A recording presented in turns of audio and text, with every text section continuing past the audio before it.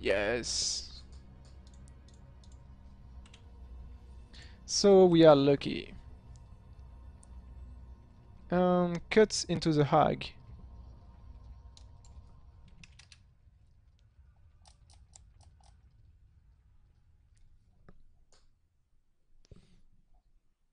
It was pretty scary, the mind control stuff.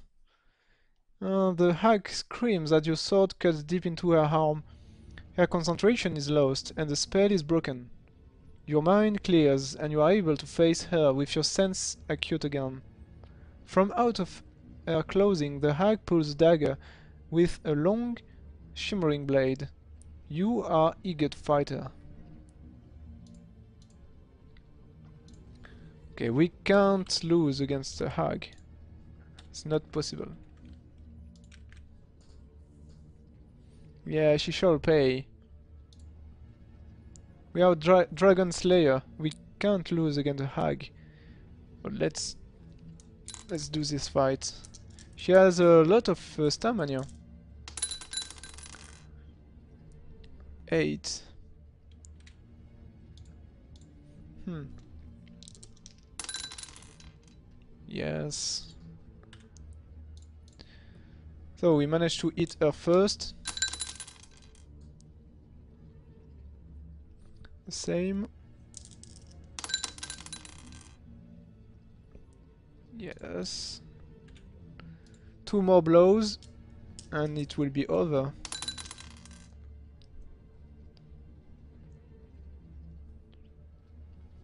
The same again.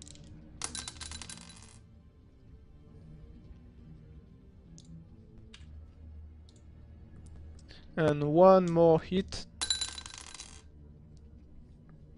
Oh, she always making hate. 4. Oh, we have the same score as her, so nobody's out. 4. Oh, this time it's done. And she's down.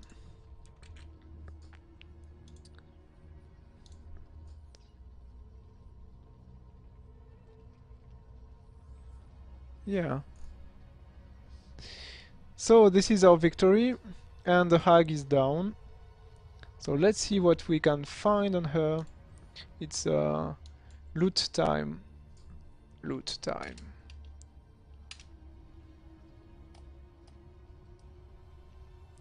You bend over the motionless body of the dead hag, and you cut off a tuft of her hair with your sword. You put the hair safely in your backpack and walk back down the tunnel to the entrance hall.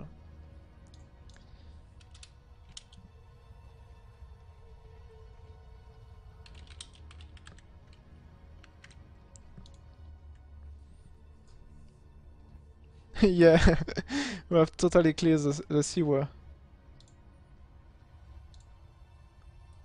Okay, so we just have to find the lotus flower and we are good. So only one item remain, the lotus flower. Hmm.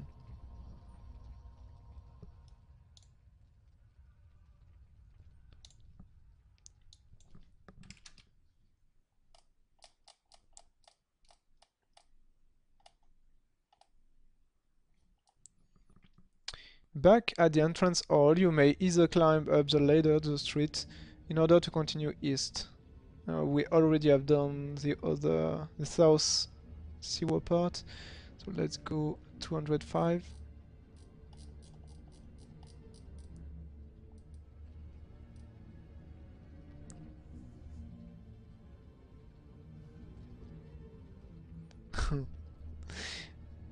After replacing the manhole cover, you set off east again.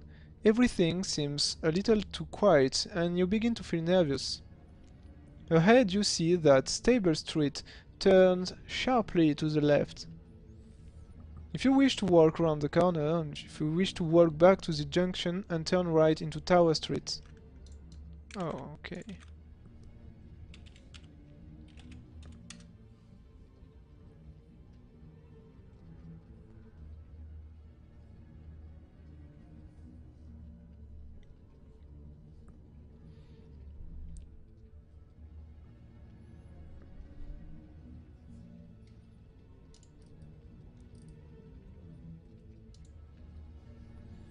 Hmm. Maybe we have done all we have to do in the stable street.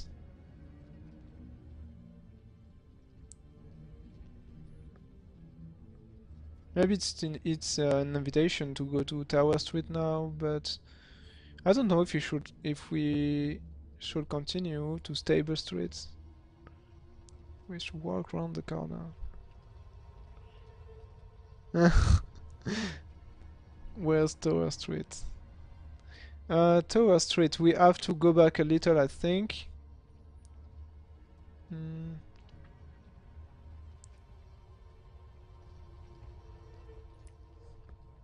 Yeah, just before we had two direction. We could go to Stable Street or to Tower Street, and we have gone to Stable Street, but we can't go back to Tower Street if we want.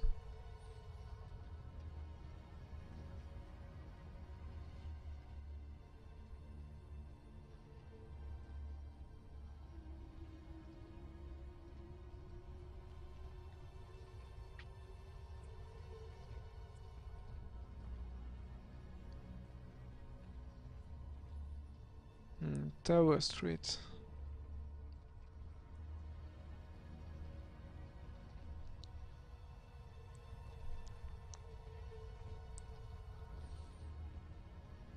Yeah, it's like the book is giving us another chance to go to Tower Street.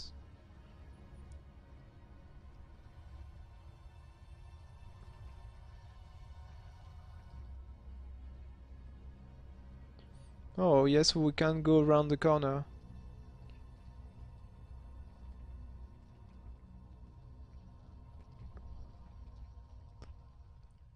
In any case, we have nothing to lose, I think.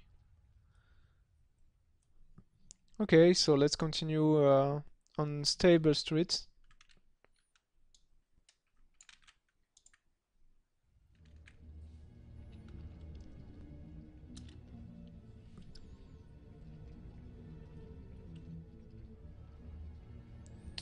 $44.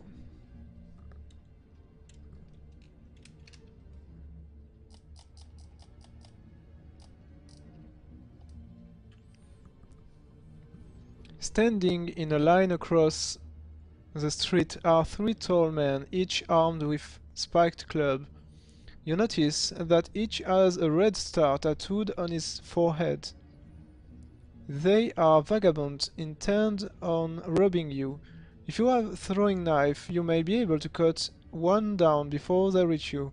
If you do not have a throwing knife, you will have to fight all three with your sword.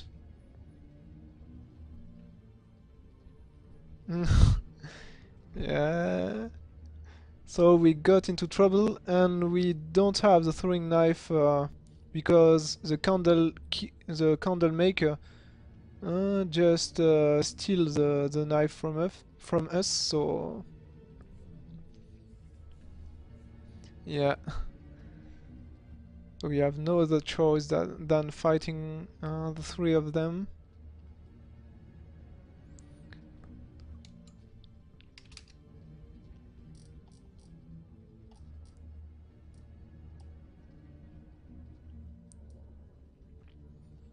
Each vagabond boasts that he can kill you single-handed.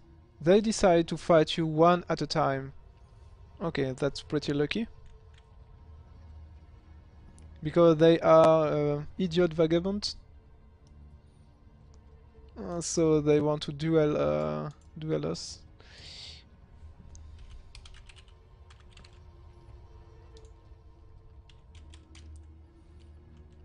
Okay, looks like the first one is the most skilled one.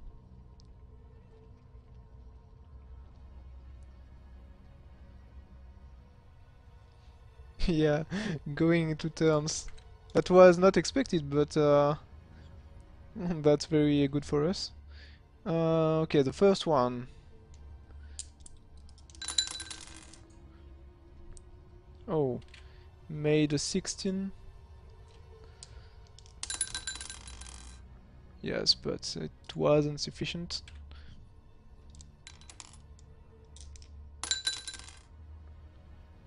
Huh. Oh. So it takes damage. The first one is going down pretty quickly. Yes. First one is down.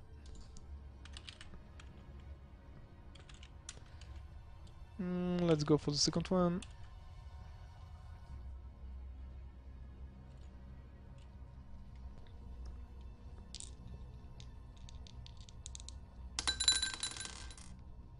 Seven. Which make? Yes. Okay.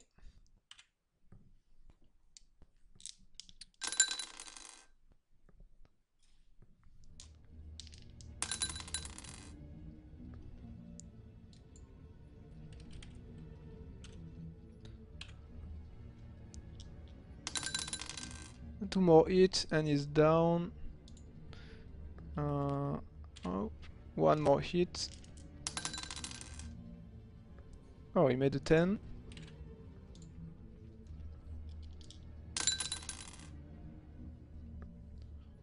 But it's not sufficient. And the last one.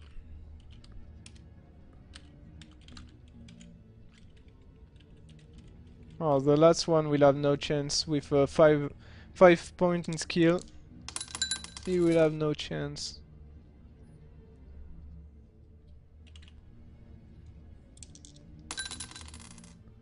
Yup.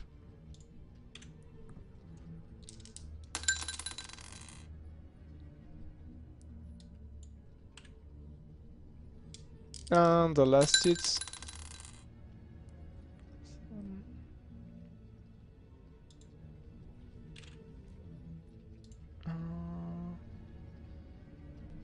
Yeah, no chance, he's dead. Okay, the three vagabonds are down. So maybe we can find some gold on them. Like we have the 0 gold right now, 0 gold.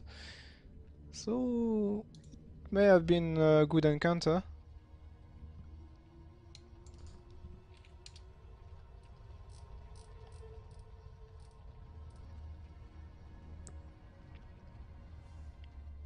Yeah, your robbing days are over. This is finished. No wonder the vagabond wanted to rob you. They only have 1 gold piece between them. What? You find nothing else of interest in their pockets, and so decide to set off north along Stable Street.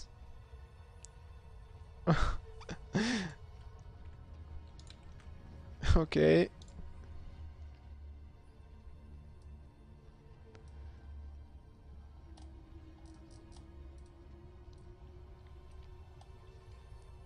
The houses in this direction of Stable Street consist of 2 rows of terraces. They are all made of sandstone, apart from one in the middle of the terrace to your right, which is made of brick and is painted white. The door is made of oak and a serpent head is carved into it. We can't go into the house. Can't go into the house, so just continue.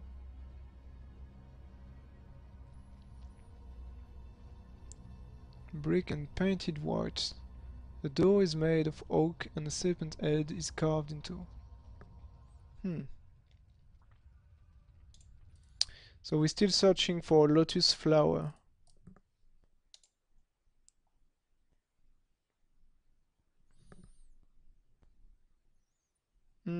What the color of a lotus? Lotus flower.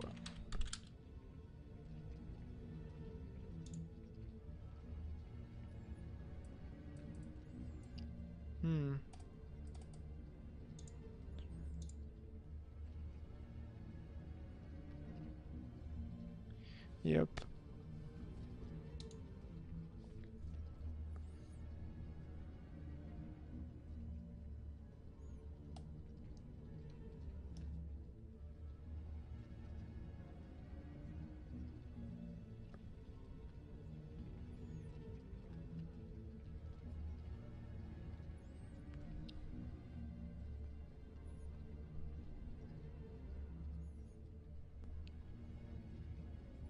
Hmm.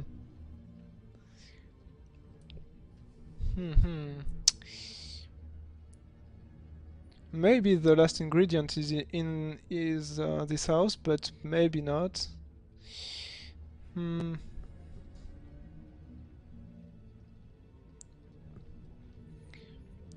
I was thinking about the white color of the house. Lotus can be pink or white, I think. So maybe it's an indication that what we are searching is in this house, but maybe not, because I don't know about serpents and lotus. Hmm. Okay, so we go. Okay, we go into the house. Let's take a look.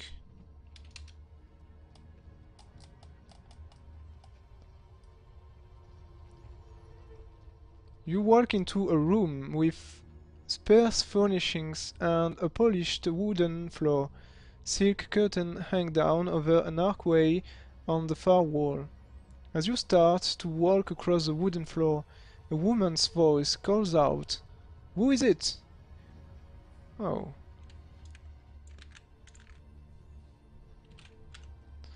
We may have entered into the good house after all. Tell her you are delivering flowers. Tell her you have come to collect old rags. Tell her you are a tax collector. Okay.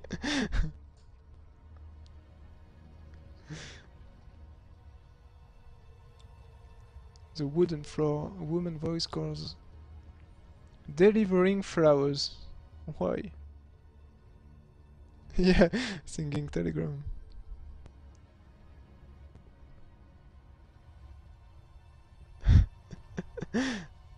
Tax collector.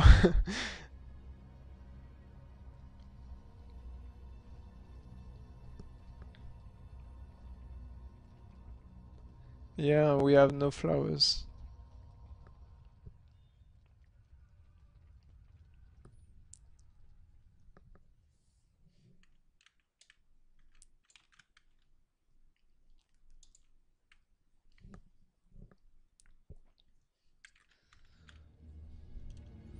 Okay, let's try that.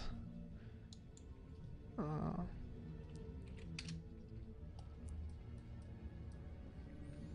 Her tone becomes unpleasant and she tells you to get out of her house because there are certainly no rags in it, nor any other kind of jumble for that matter. If you wish to obey her, leave the house and head further north, along the stable street. If you wish to go through the curtains and see who is being so rude to you. Okay.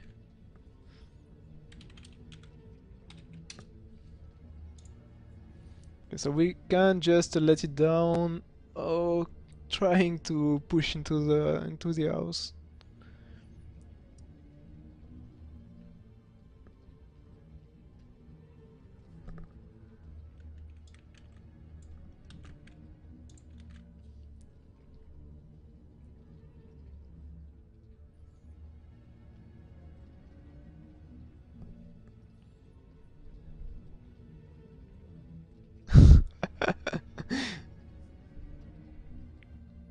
And the lady is in fact a giant ogre.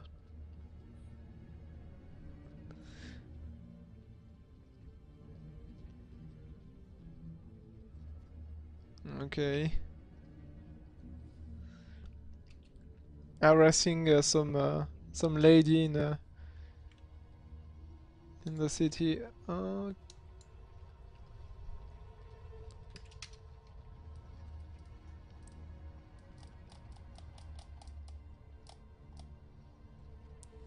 Ooh, wow. Can you see that?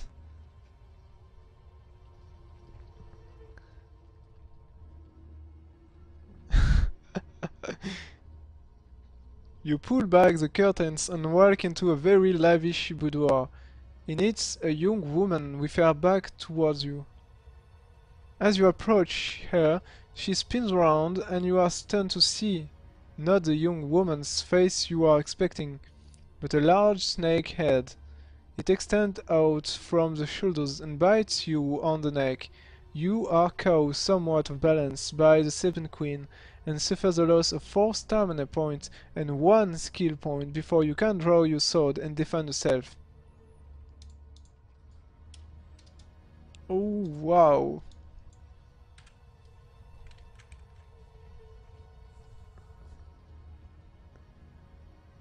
Yeah, it was a moment. Yeah, this snake on the house. Wow. I don't know if the 1 skill point we lose is definitive or not.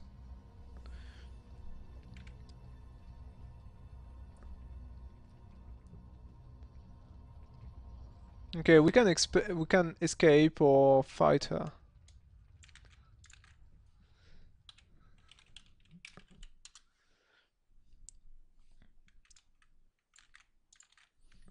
We start to prepare the combat in case you want to fight it. Serpent Queen. Just that. Not a serpent woman, the queen.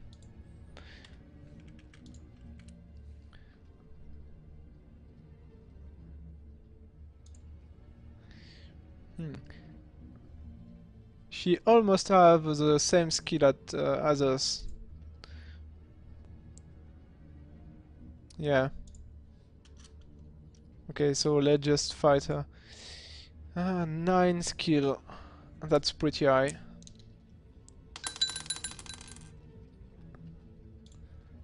$15 for first draw. So okay, the same. So nobody hit nobody. 15 again.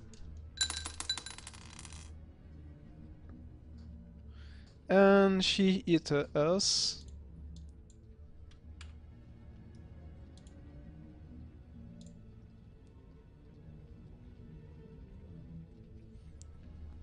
I think we'll have to take some provision after that. 14.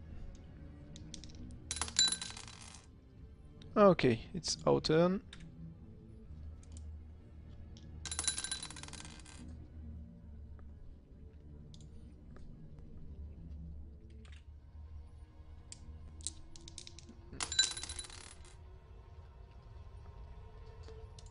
Okay.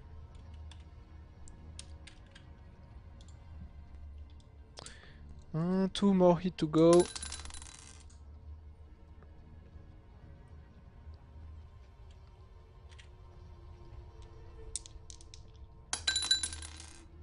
Oh wow.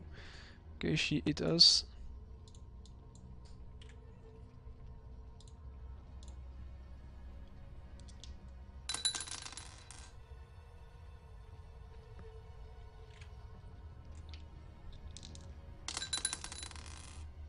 Oh wow. So much bad luck. So we are now at 9 hit points. Yeah, I hope that there will be some very good loot. 7, 16 again. Okay. One more hit. Just one more.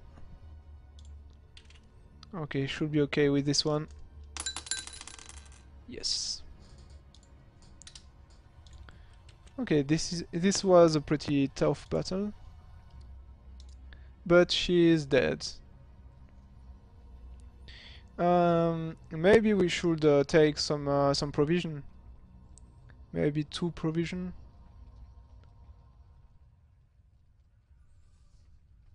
Yeah, we managed to kill her. I can't imagine uh, doing this fight with a lower skill. Like right now we have 11 skill points, but with less than that it will be very hard.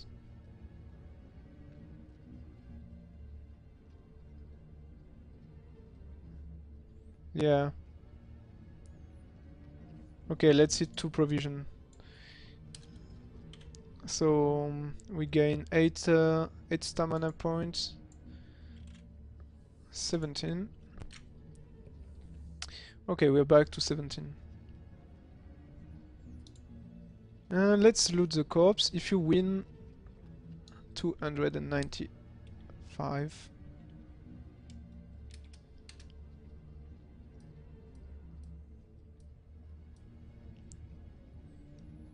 You sheath your sword and start to search the Serpent Queen house. You find a brown leather bag which you pick up and shake. The contents make a jiggling sound. Inside you find 12 gold pieces. Add 1 luck point. Nice.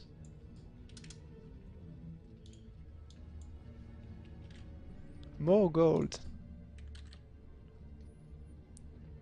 You leave the house and continue your walk along Stable Street.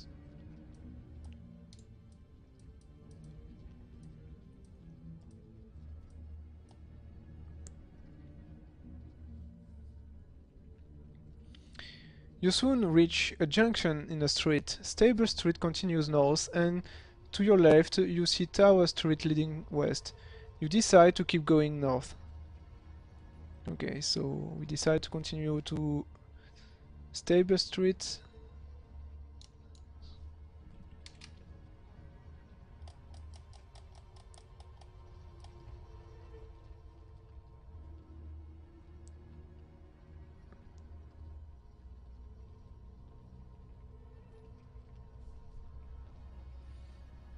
Yeah. To your left you see a large wooden barn set back from the houses. 2 horses are tied to a post outside the barn, and smoke rises from a crooked chimney on top of its low flat roof. If you wish to walk through the barn doors, if you would rather continue north.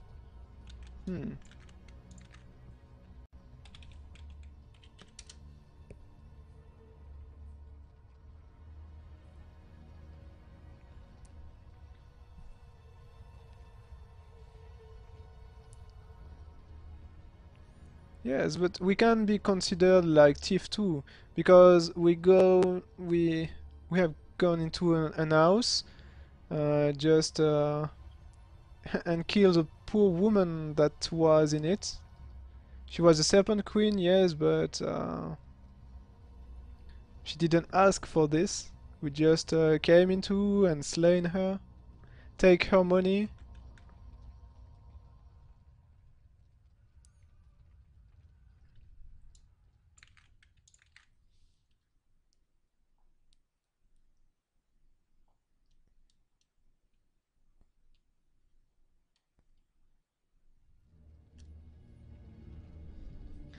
Yeah, she was rude. We were lying to her. We were trying to see what's in her house. Okay, let's go for 25. And we are killing old hag in a sewer. You soon realize you are in a stable when you see a large bare-chested man wearing a grubby flat walk at an open fire. It's like everyone is wearing an apron in this city. He takes a red-hot iron bar from the fire with his gloved hand and starts to hammer it into the shape of an horseshoe on his anvil. Sweat pours from his brow as he toys with the hammer.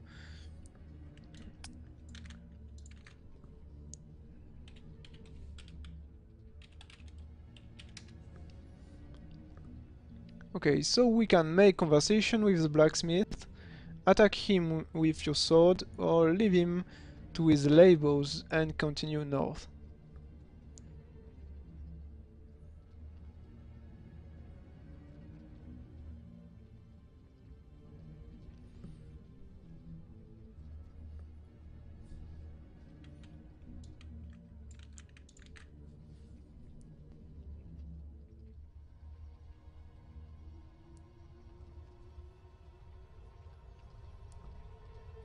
Yeah, we can make conversation with the blacksmith. That I don't know if you can help us to find the lotus flower.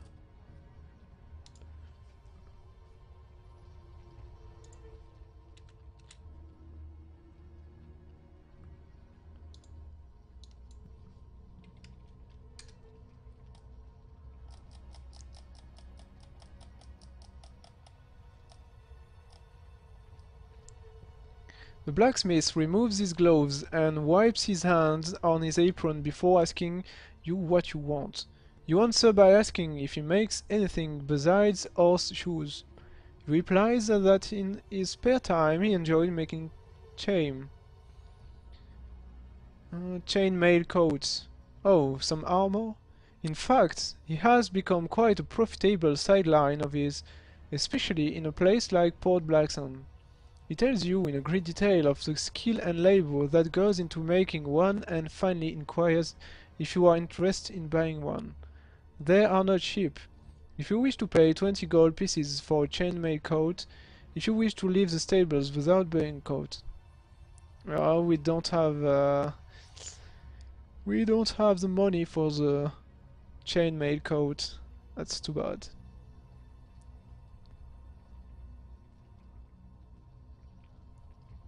Yeah, looks like he's only doing chainmail or horse shoes.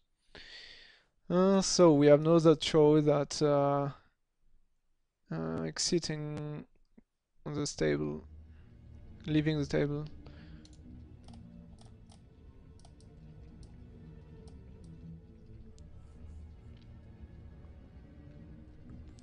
Coming towards you as fast as he's able is a man.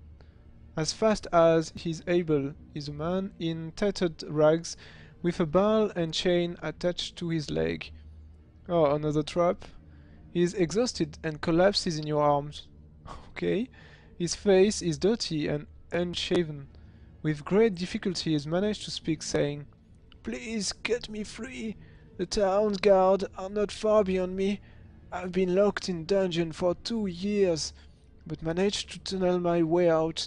I was robbed and unable to pay my taxes, so Lord Azur ordered I should be jailed for 5 years.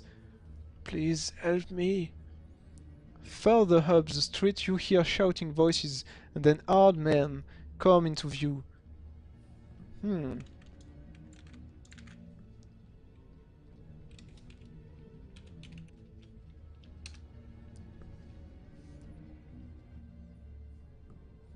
Okay, it's an hard choice now.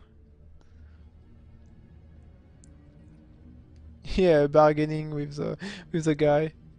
Maybe we could have sell him the lantern or the leather armor.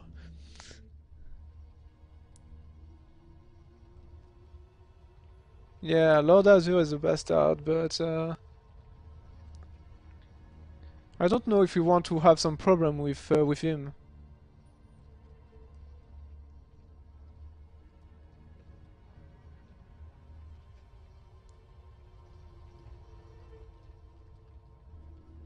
And let's remember that when we first enter into the city, the guard just tell us that we haven't a pass, and if we have no pass, no city pass, then the guard just can arrest us. So if we try to protect this guy, maybe we could have some problem with the guard, with the city guard, if they ask for our city pass, which we haven't.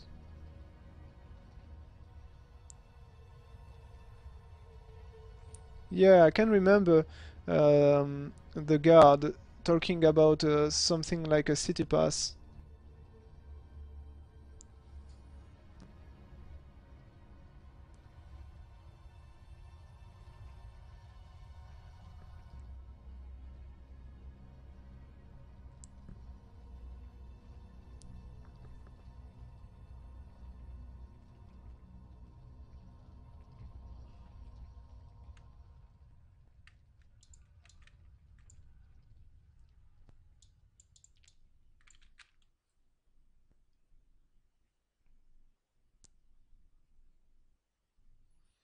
Yeah, he said that, but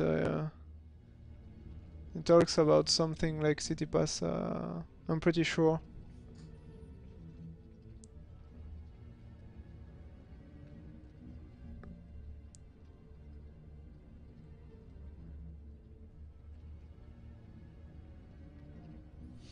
Okay, so should we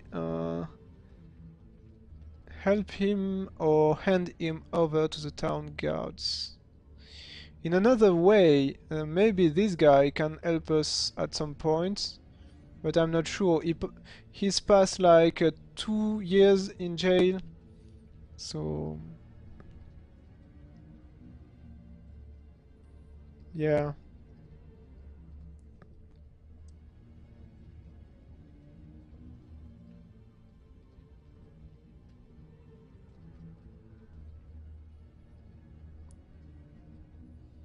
And we know anything about this guy? Maybe he's a bad guy. Maybe he was in jail for something. Yeah, but juicy information after 2 years into a jail? Mm, I'm not sure.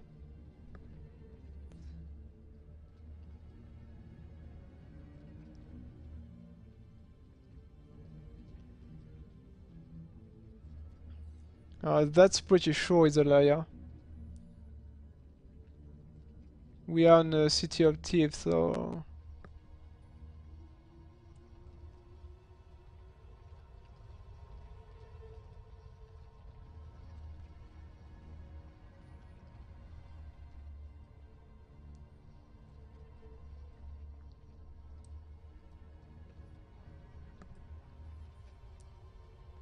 maybe we can help him and somehow he can help us when fighting the guard.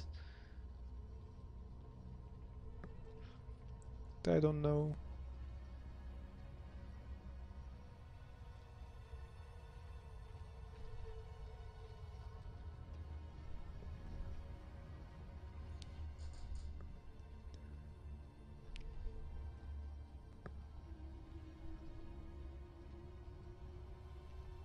Yeah, no weapon.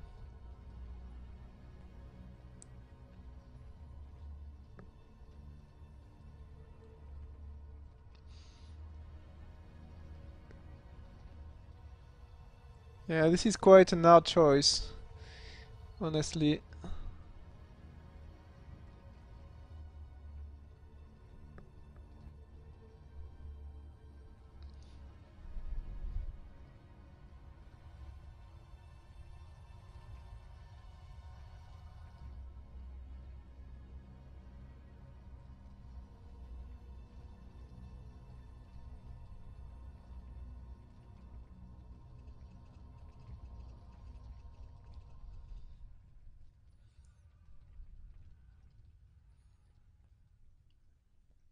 Okay. Okay, so let's help him.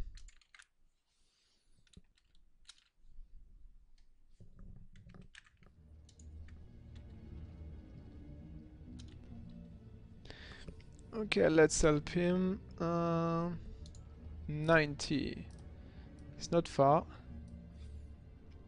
You swing your sword with all your strength and bring it down on the heavy chain. Much to your surprise, it bounces off. Okay. Before you have time to try again, you are surrounded by 4 town guards who are pointing their pikes at you. That's bad. That's so bad.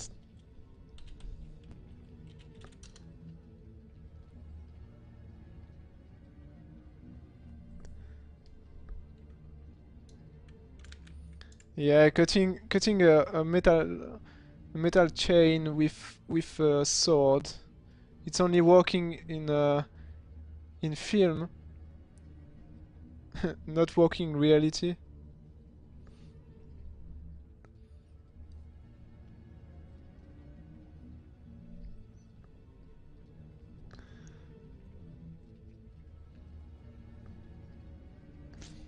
Tell them you have caused the escaped prisoner for them, or offer them a bribe, so let you and the prisoner go free.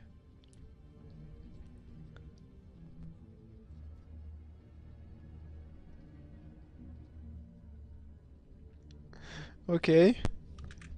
I have no hope in this solution, but we can try.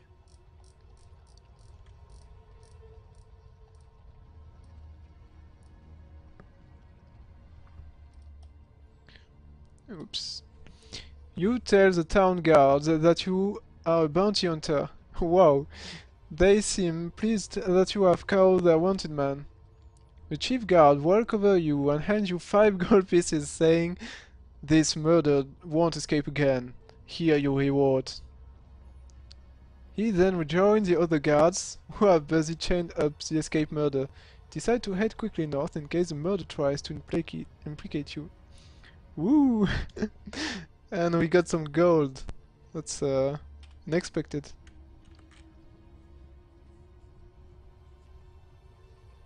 I think we are a good liar. The city of thief made us a good liar. Yeah, easy money. Okay, let's continue. On the right hand side, the houses are separated. Okay, so we are back to the street. Are separated from the street by a wooden fence with shrubs, trees, bushes, and flowers behind it. There is a turnstile in the middle of the fence, by the side of which is a sign reading "Public Gardens. Entry fee 1 gold piece." Oh, so we find a garden.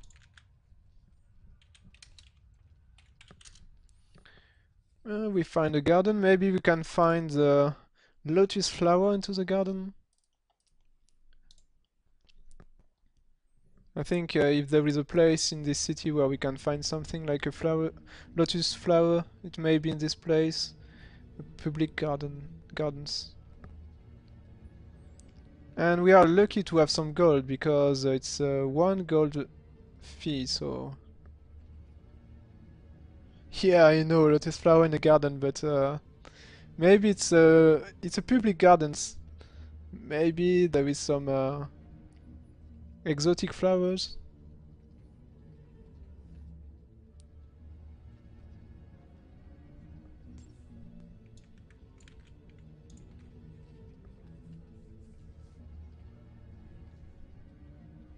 Yeah. I don't know if we should pay the 1 gold piece like that. Let's keep our gold for now, but let's go into the garden. Okay, which go into the garden.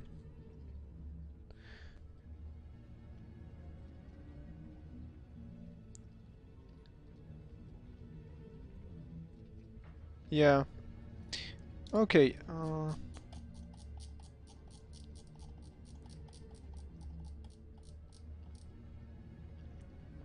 Oh, so here is an illustration of the garden. Yeah, looks like some lotus flower here. You place the coin in the slot and walk through the turnstile. Although the flowers and shrubs are not outstanding, you are nevertheless surprised that such a place exists in Port Blacksand. The gardens are not very large, extending back some 60 meters to where some houses back onto them.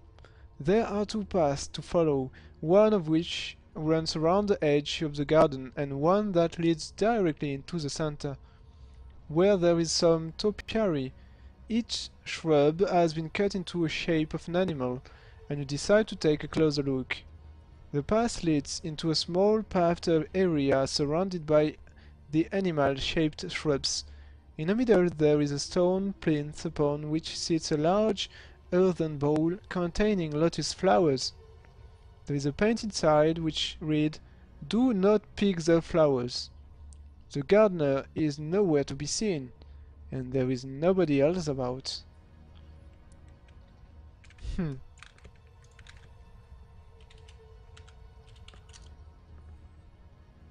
For me, we have a little choice here.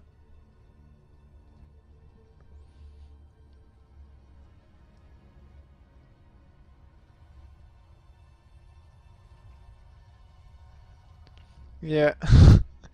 I think we will have to fight something. Maybe the animals, the herbs animals. Yeah. Okay, let's go to 14. 14. As soon as you pluck one of the flowers, you hear the noise of rustling leaves. 3 of the animal-shaped edges have uprooted themselves and are closing in on you. Do you have a ring of fire? No, we don't have a ring of fire. We have missed some good object, I think. Ring of fire. We are told about something to control insect, I think. Okay, we haven't this ring of fire, so 191.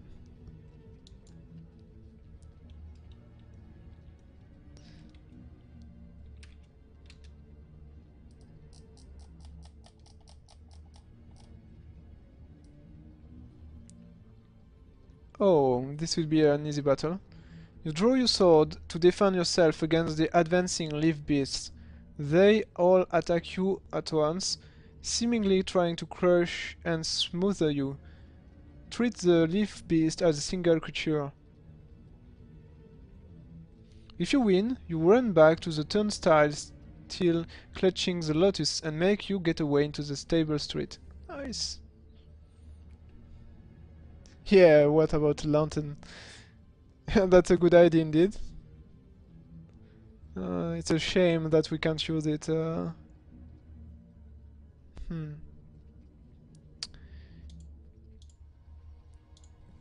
Okay, leaf beasts. Yeah, 6 skill. That's already a win. Oh, 15. And 15 for us too.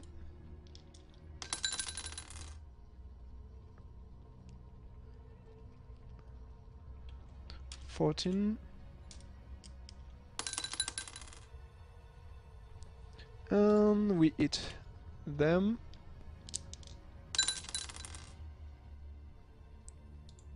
10. So we eat them.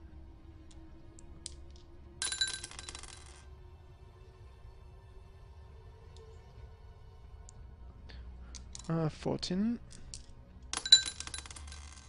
And we win. And we get the lotus. Nice.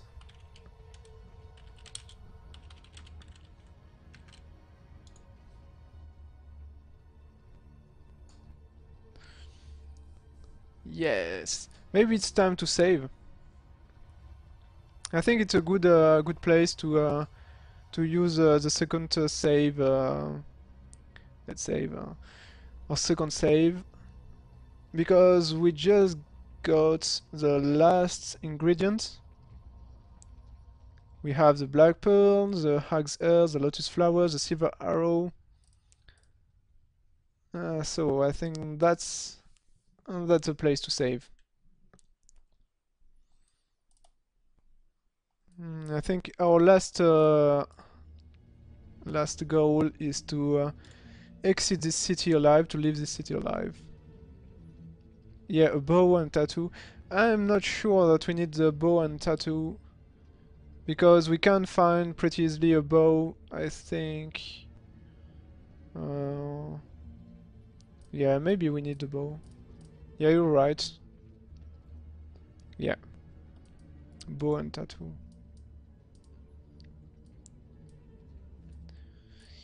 Mm, okay, let's save. Let's save here.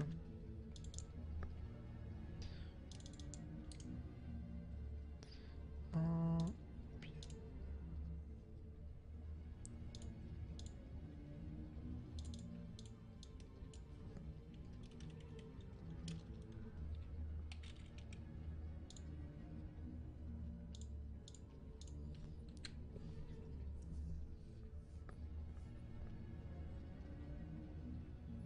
Hmm. Yes, and that's right too. So there is a lot of thing remaining. I hope we haven't forget something somewhere. Okay, let's continue. The street ends at a junction with Mill Street, which runs east and west along the city wall.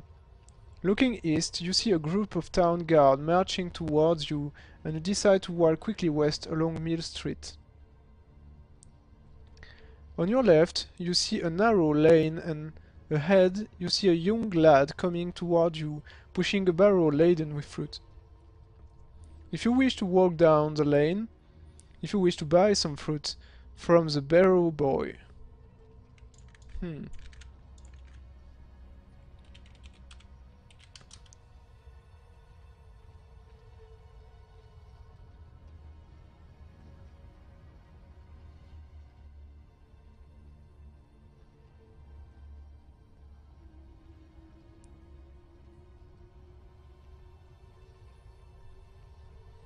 Maybe fruited stamina.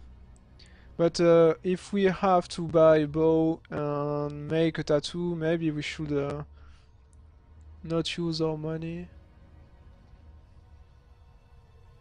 And we still have 6 provision remaining. Uh, but yes, this may be a way to replenish our provision and our stamina.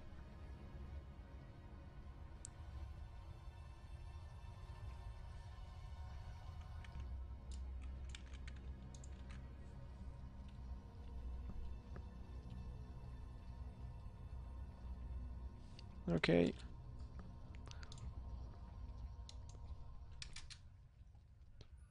Oh, this is an bad scan page.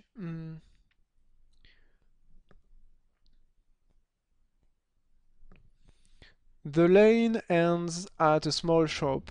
On a glass pan door is painted a sign. Jimmy Quick Tint, best tattooist in town. Oh, nice! A teeny bell rings as you push the door open and a fat man wearing purple silk smiles in greeting.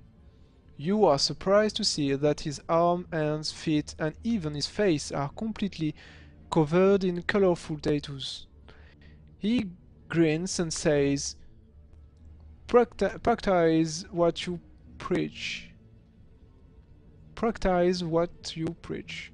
You tell him that you require a yellow sun to be tattooed on your forehead with a white unicorn in the center of it. He replies that it is a simple task, but it will cost you 10 gold pieces. Ooh. Hmm. Okay, I think this is an easy choice here.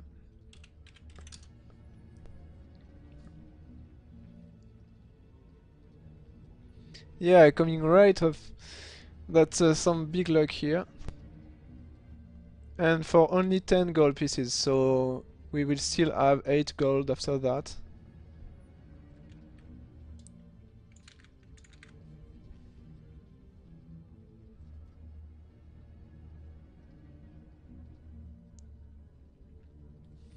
Yep.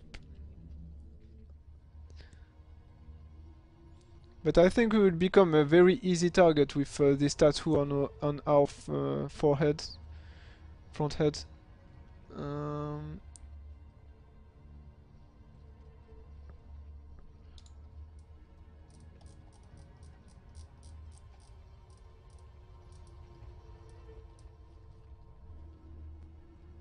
he takes the money and motions you to sit down on a wooden stool. After a long and painful process of repeatedly pricking your forehead with a sharp needle, he applies the indelible inks. You look in the mirror on the wall and find your new appearance somewhat strange. You shrug your shoulders and leave the shop. You then walk back up the lane and turn left into Mill Street. Okay, so now we have tattoo. Yeah, maybe we should buy a hat or something. Because now it's like having a message with I want to kill, I don't remember the necromancer name, but yeah.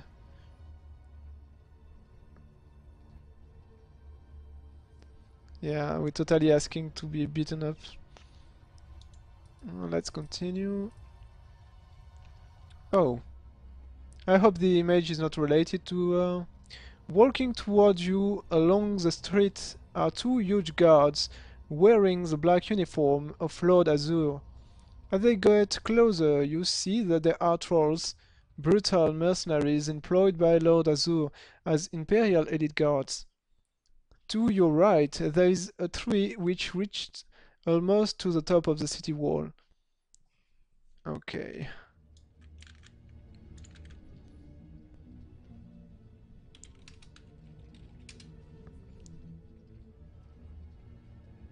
Yeah, Zambabon.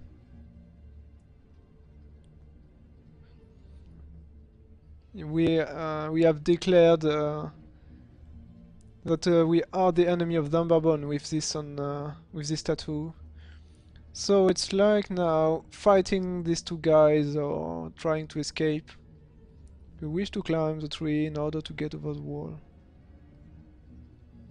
Hmm. To get over the wall. So this means getting out of the city. There is a tree which reaches almost to the top of the city wall. If you wish to risk walking past. Okay.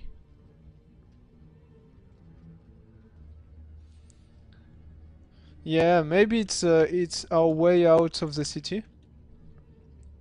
But we're still missing the bow.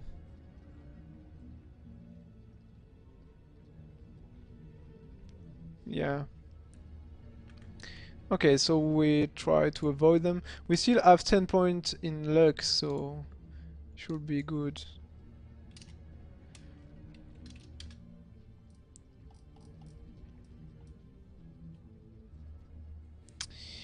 The trolls see what you are doing and run towards the tree. You are forced to leave your shield behind. Lose one skill point. Oh, we had a shield?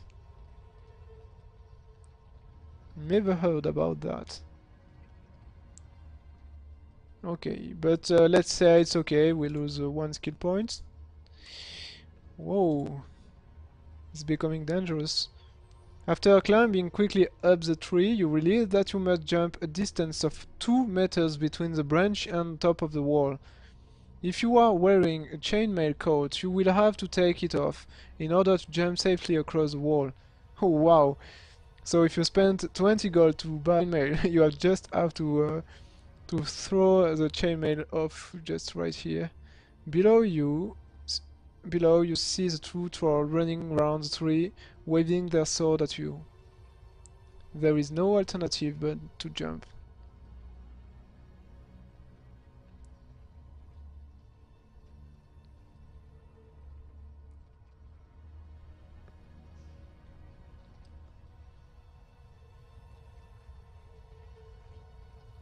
Oh, so we don't lose the point?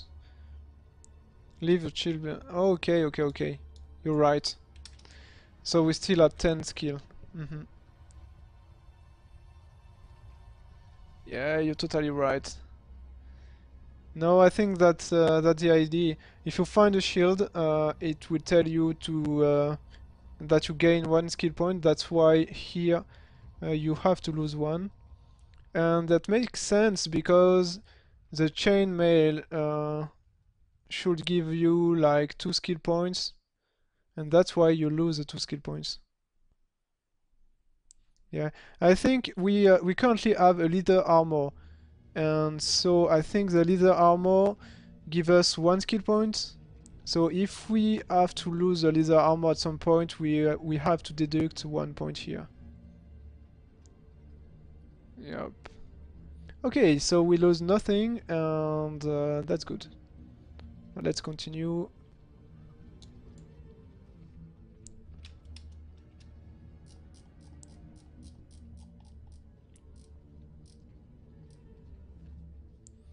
It's a close shave, but you just manage to grip the edge of the wall with your fingertips. You pull yourself up and climb on a stone walkway along the top of the city wall. On either side of you are stone towers rising above the battlements, spaced some hundred meters apart. There are doors in the towers, both of which are suddenly flanked upon as more guards run out to capture you. There is 20-meter drop on the other side of the wall. Okay.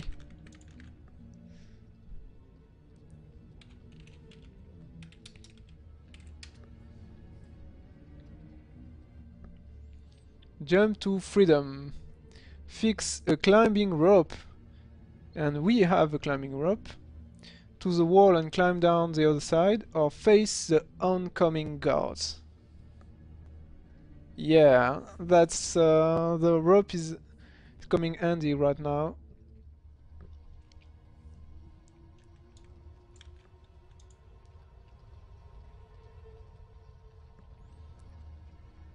But it looks like the end of the adventure, and we haven't managed to get the bow.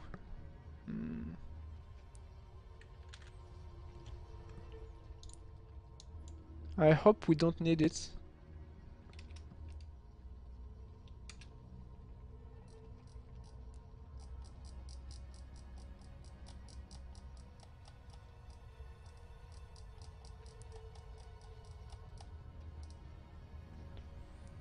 You lower yourself slowly to the ground. Above you, the guards are waving their fists at you from the battlements. You are now outside Port Blacksand. Do you have all the necessary items required to slay the Night Prince? If you have them, all and have been tattooed. If you lack any of them items or have not been tattooed. And so I think this is the game over. I don't know where we when we forget the bow. Maybe it was on Tower Street or something. Technically we do. No, we're missing the bow. Oh, it didn't say we need a bow? You're right. Maybe right. Okay, let's go for the we have all necessary thing.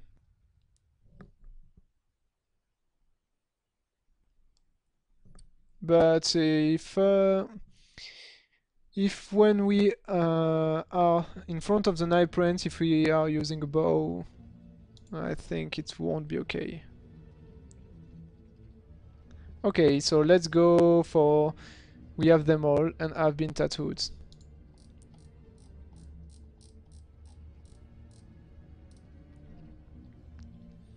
Following Nicodemus' map, you start your long walk north to the guarded tower of Zambabon, the Night Prince. You walk through woods and fields. You are able to relax a little in the pleasant countryside and breathe the fresh air with its wonderful scents. As the light fades, you decide to camp under a huge elm tree. You cook a meal of stewed rabbit mushrooms before settling down to a long deep sleep. 2 points. At 2 points stamina. Nice. In the morning, you look around for yew tree and cut a long branch from it with which you make a bow to fire a silver arrow. Oh, you were right.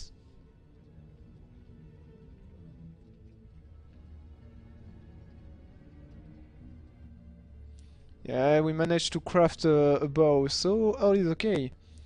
As you test the bow for accuracy, you are suddenly aware of a white dove sitting on the low branch nearby. There is a small piece of paper attached to its foot which it lets you remove without flying off. There is a message on the paper which reads, "Dear friends, I am afraid I must be getting too old to be of use to anybody. I regret that I have misinformed you about the compound needed to kill the vagabond. You must use only 2 of the 3 ingredients I told you, but I cannot remember which 2. I can only suggest you try hag's hair and black pearl together, or the hag's hair and the lotus flower together, or the black pearl and the lotus flower together. Apologize. Good luck. Nicodemus. Okay. So we will have like 3 combination. Air Axe and Black Pearl. Let's see. Axe plus Pearl. Or we can have Axe Lotus. Or we can have Pearl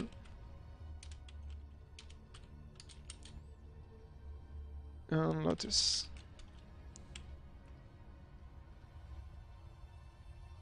It is a 3 combination. I don't think there is other combination anyway.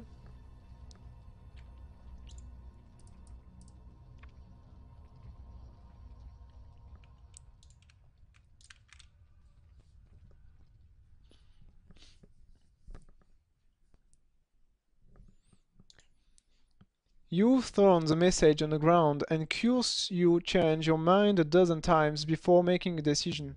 Finally you make your choice and grind the 2 ingredients together on a flat stone.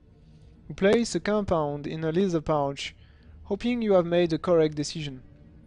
You set off again, but it is no long before... Okay, so we have to make a decision right now.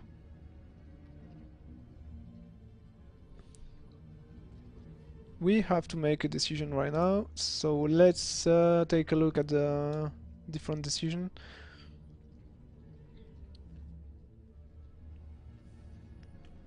One, two, and three.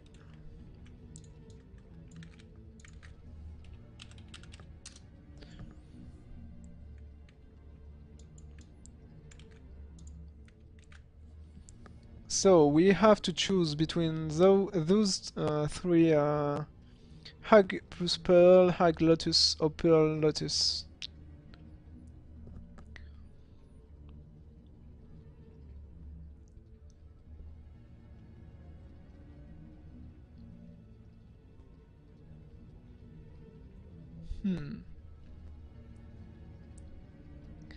Yeah, it's like one of the third choice. And can't it work if we just mix all the 3 ingredients?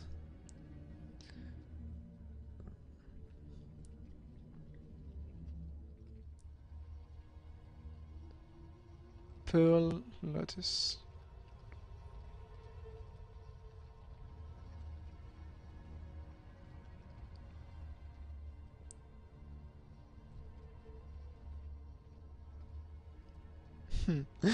Okay, let's save the game here.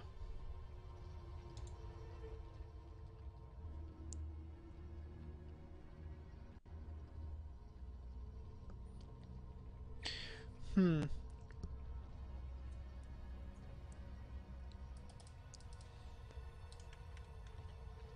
Um,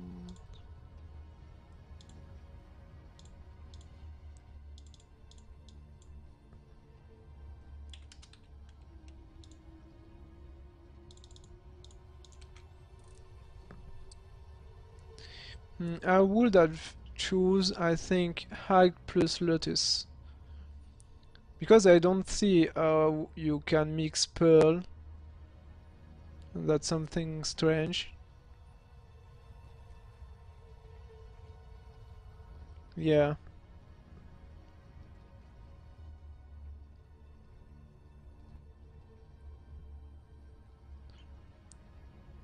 Yeah, you mean black and white? So like Lotus is white and Pearl is black. Yeah, it could be Pearl and Lotus too. So you can make something like black and white.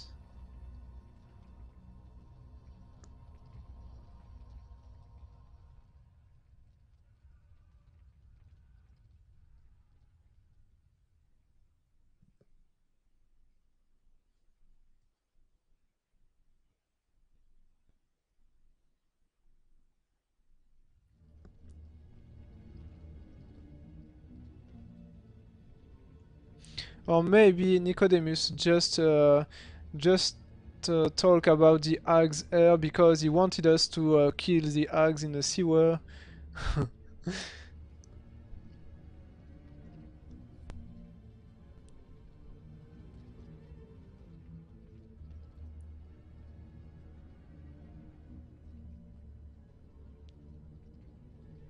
Yeah, but lotus can be magical. Hmm. Yeah, I think it's somehow sad because you throw the message on the ground, you change your mind a dozen times before making a decision. Finally, you make your choice and grind the two ingredients together on a flat stone. So we have to choose, I think.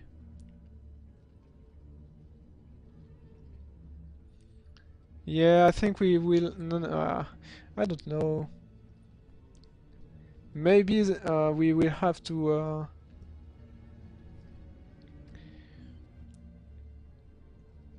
We can be pretty sure that the book will ask for our choice later, but I think the choice has to be made now.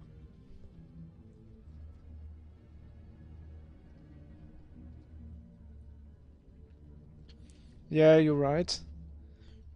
I think we will have something later like what did you choose when you mixed the two ingredients? Something like that. What did you choose at this time?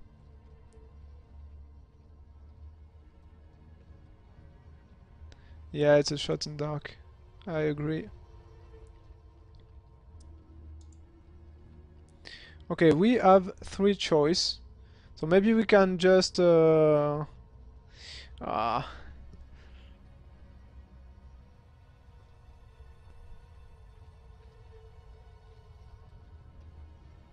yeah. Or just use a dice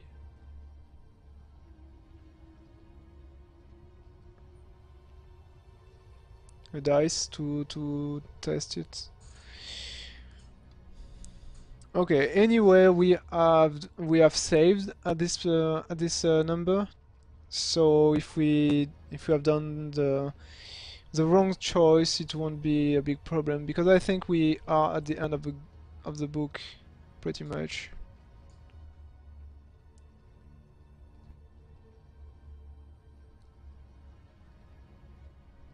Yeah. Okay. Let's. Or each of us can make a choice, and we can see which one was right.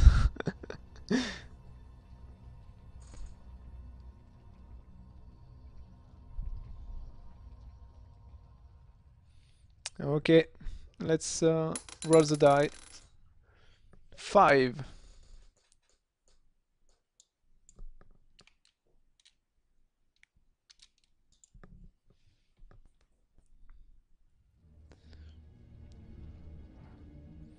Okay.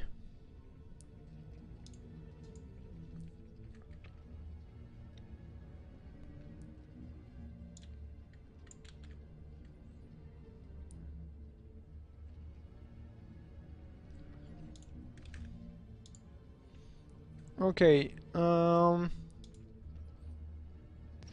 So the dice said 3. Punhist, you want to choose what?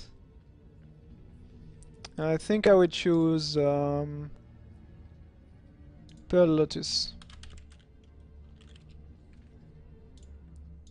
So we can see at the end which one was right. Pearl and Lotus? Okay.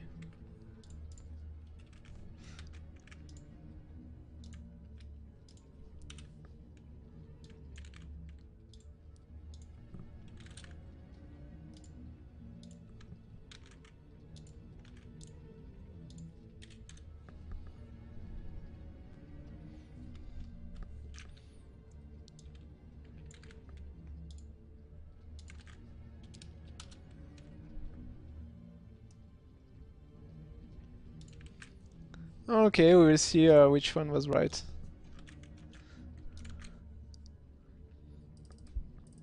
Let's continue. I think we have a fight right now. You set off again, but it is not long before your surroundings become less welcoming. The trees are twisted or stunned and there are no birds to be heard. You must be approaching the domain of the Night Prince. Suddenly, to your left you hear rustling and grunting in the bushes. It is a wandering monster which has been attracted by your scent. Roll one die and consult the table below to see what creatures have appeared. Oh, I was thinking we will fight all of them. A cave troll. Let's hope it's not a cave troll.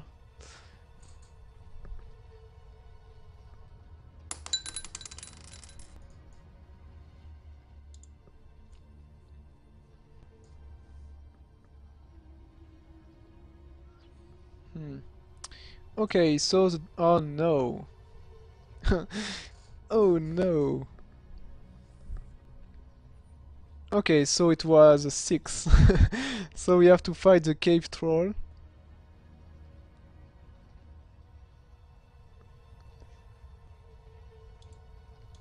Okay, time to fight the troll. It's 7. Okay.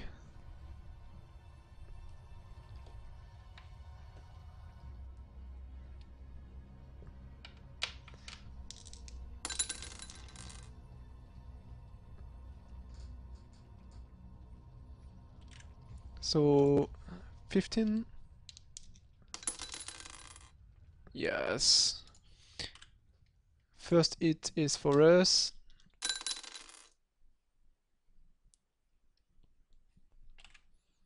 Okay.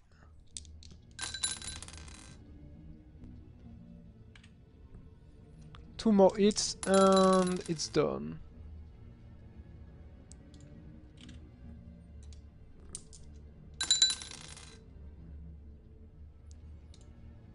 One more hit.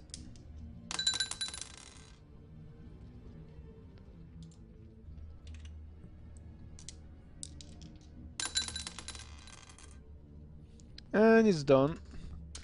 Okay, the cave troll wasn't so difficult to kill. Yeah, I have to roll 6. Yeah. Okay, that's a shame that we can't have different loot for each of them. Like the orc. The orc must have something on him. If you win turn... Okay. If you fought the ape man... Okay, so we could have fight the ape man. If you fought any of the other creatures...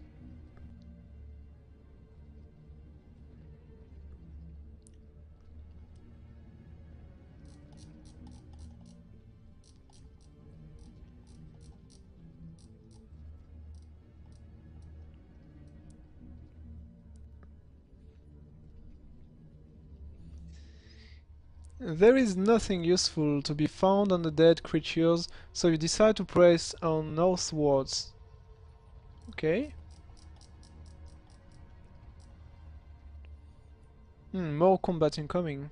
You walk all day until you reach the hill shown on Nicodemus' map upon which a Night Prince tower stands. All is quiet, and there is an unpleasant smell of decay in the air. Shadows start to creep along the ground as the moon rises into the night and sky, and you see the foreboding silhouette shape of the vagabond tower pointed up into the sky like a black finger. You check all your positions before drawing your sword and marching towards the arched wooden entrance door. Suddenly you hear a shrill howl and swing around to see two pairs of eyes staring at you.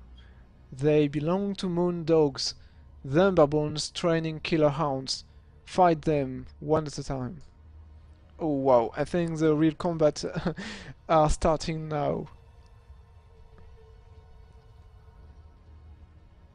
Yeah, I think this is boss fighting time. So we have to fight some very nasty monster, I think. But Hopefully we have full stamina. Wow, one of the dog has more skill point than us.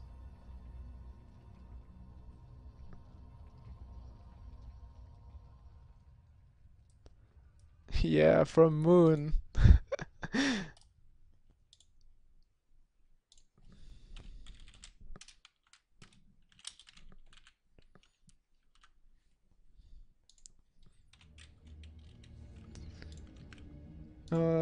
9 and 10.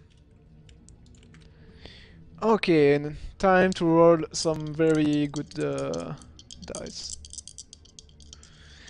Very, very strong. I can't imagine Zambarbon power after that. Like having 13 skill point and 14 stamina. Oh snap. I think this is a highly score we have seen so far. 19. Oh wow. Okay.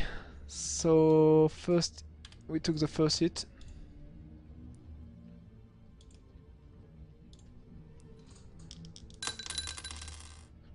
Oh wow. 18 this time.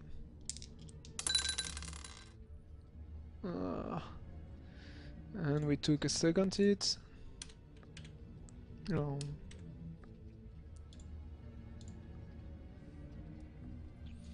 This is quite bad. 5.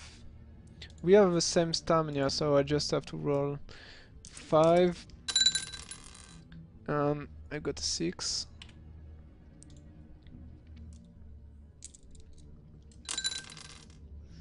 6 for the dog. And 5 for us. Oh snap. This is quite bad. Oh wow. 10 for the dog. 3 for us. This is going down quite fast. Oh, what? 10 for the dog again. And 6 for us.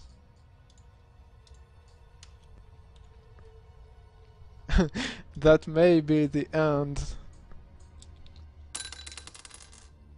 Oh, 3 for him. 8 for us.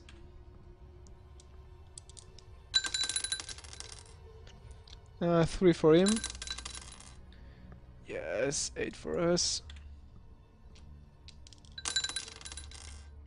6 for him. And 7 for us. Okay, okay, this is the way to go.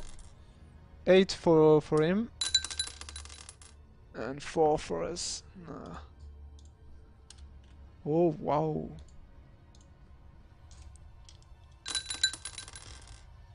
10 for him. 9 for us. Can you see the end? Oh no. 7 for him. And 10 for us. First 10 for us. Okay, the first moon dog is down. But we are in quite bad shape.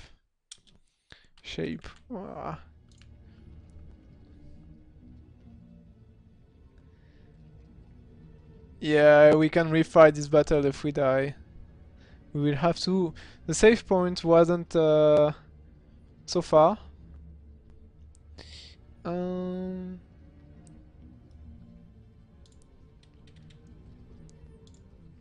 But so we can see how many times we die before beating down this moondog.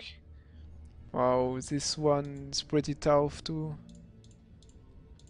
More dangerous than the previous one.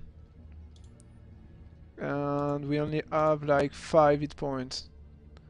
Can't we use something else? Heal herb. No, I don't think we can use heal herb in combat. Okay. So we have to be pretty lucky. Okay, so we add 1 point to the dog skill. So 11 for the dog and 10 for us. Oh snap. 2 more hits and we are down. 3 for him, 4 for him, and 8 for us. We have to survive. 4 for him, and 8 for us. We can do it. We can do it. Now it's very close. He has 5 hit points and we are 3.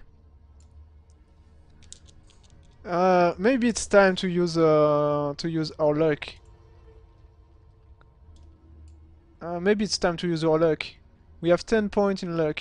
Maybe we can use that to survive.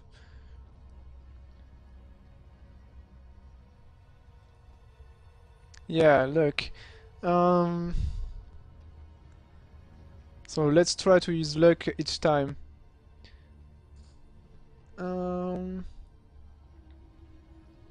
So if we are lucky, the mage are reduced by 1, I think.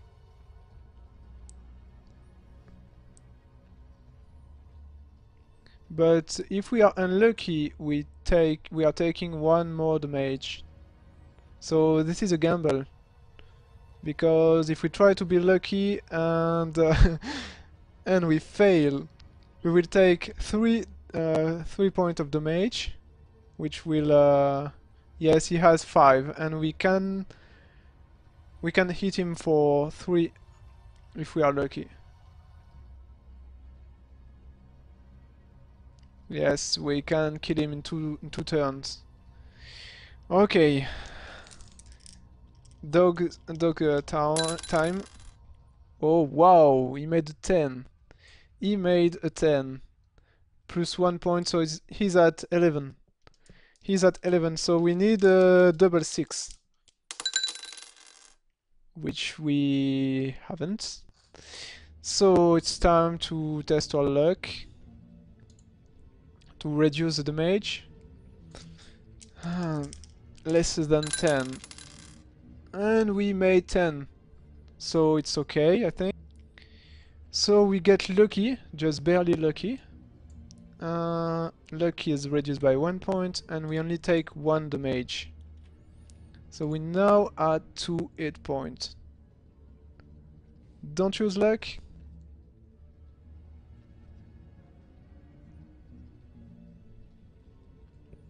Yeah, I think that was the solution here. Because we can survive 1 more hit now.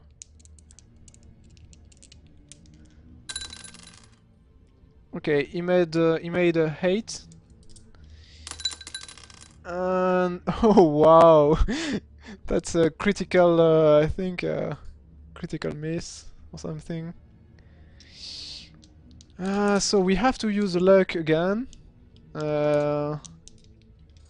If we don't, we are dead. Anyway. 6. Okay, we made it.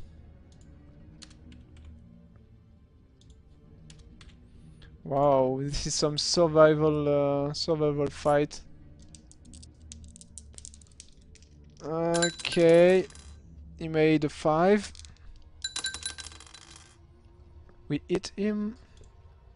Okay, so we make a hit to the dog, and we can still try to use luck to improve our damage. Okay, let's do... Okay, this is a fail. So the luck roll was a fail, and so we only inflict 1 damage to the dog. So he's at 4 now.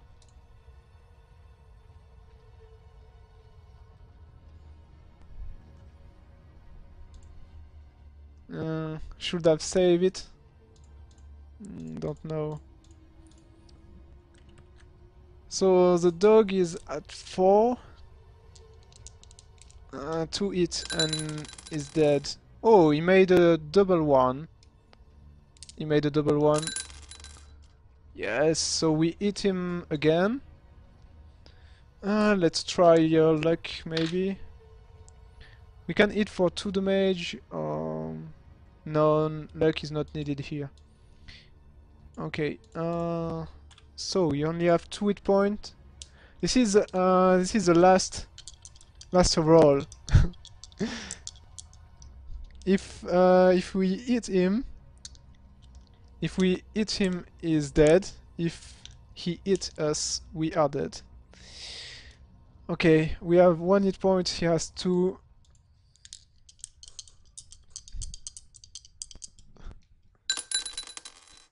Oh wow, 9. He made 9. So we have to do better than 9.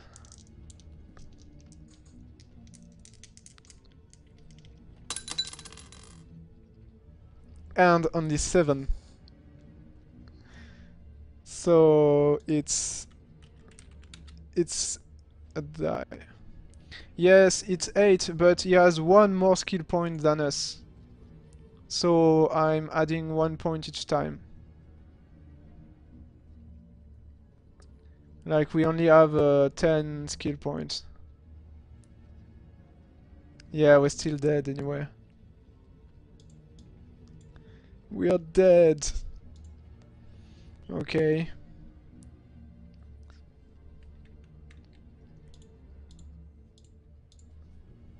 I know it's pretty frustrating, but I think we have to go back from the previous save points. Yes, 7.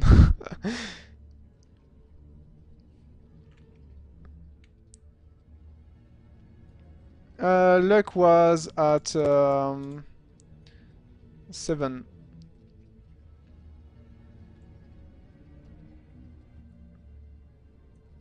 And we still take 1 damage, even if we made a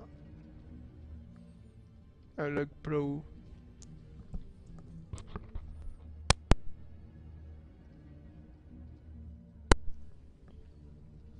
Yeah, before the fight, yes, we were at 10.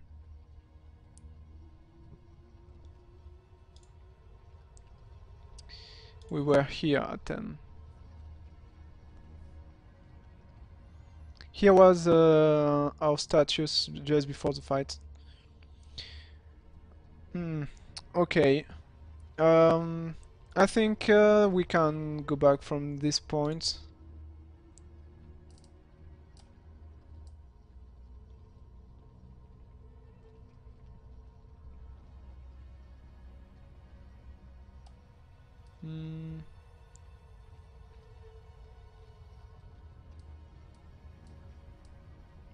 Here it is. Oh, here it is. Okay, let's go quickly back from here. Should we fight again the cave troll? No, I don't think so. So basically, we are go back here and forget the random fight. Yeah.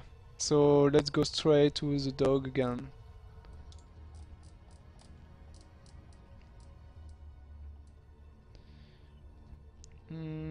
Photos out.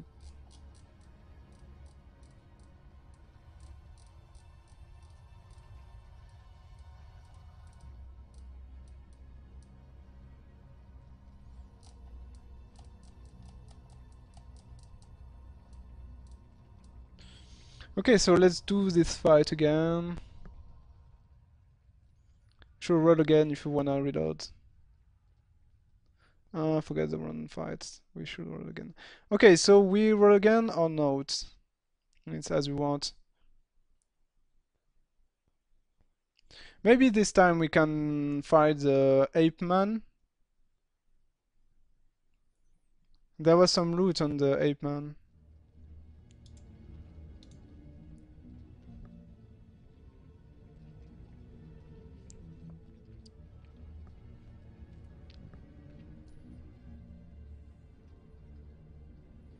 Hmm.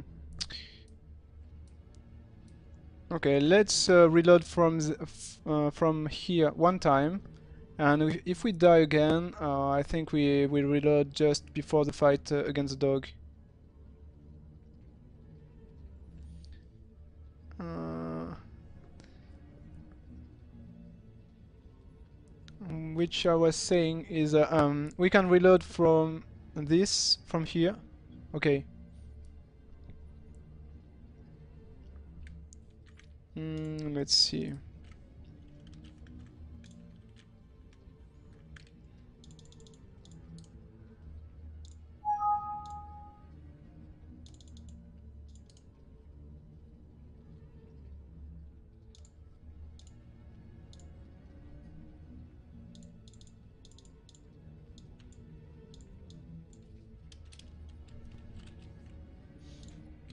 Oh, here we are. Yes, let's opt for the ape man. So ape man is 5. Ah, 6 again.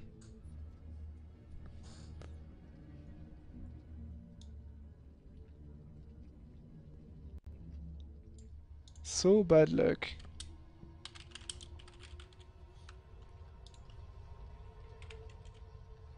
Okay, this looks like a deja vu, I think.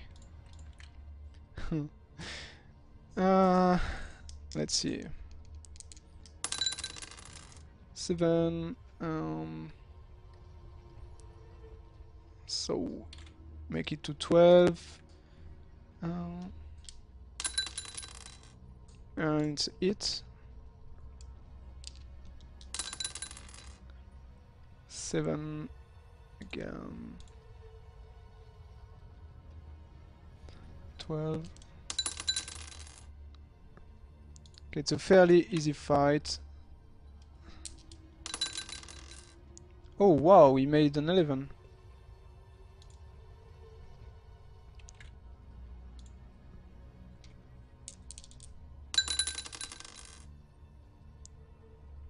But we made it too.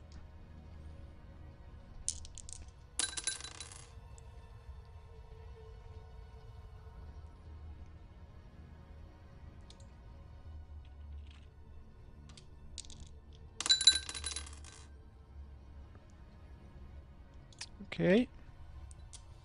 The last hit. 7.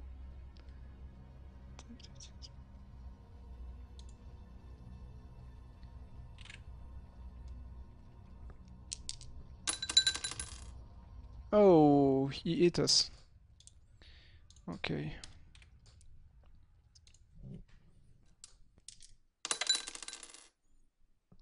10. 10.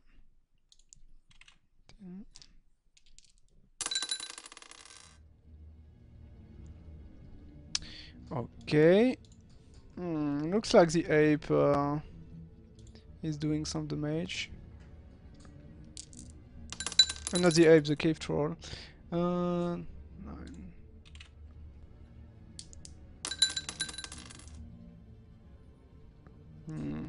Even.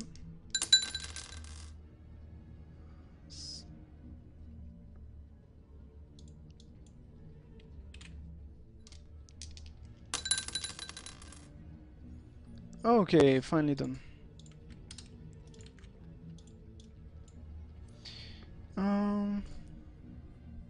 Yeah, just a flesh wound. I think it's time to take some take one provision. I don't know what you think about it, but before fighting the moondog, I think we have to use one provision.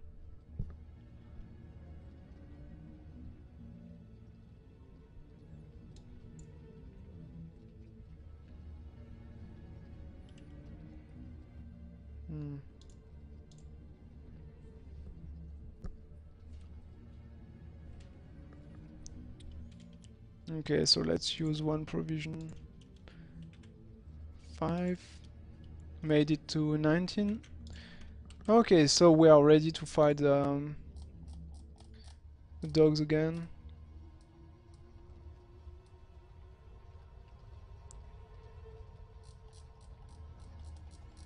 I should have noted the number of... I think it's not far from here.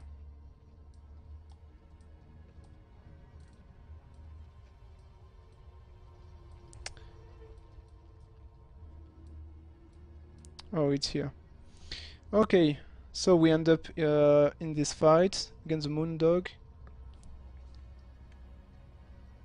Yeah. I hope this is the last fight, because I can't imagine Zambarbon being more dangerous than the two moon dog.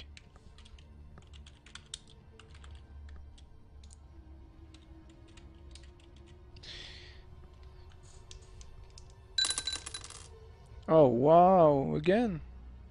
So the first moon dog made an 11.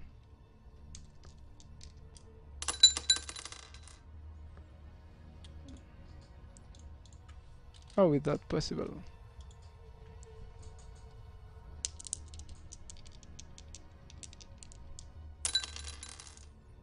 Five. Oh wow, we made a 12. So is that 8 now?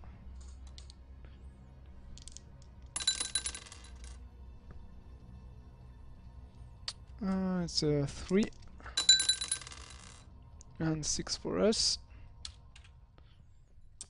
Okay, this is for us this time. 5 and 6.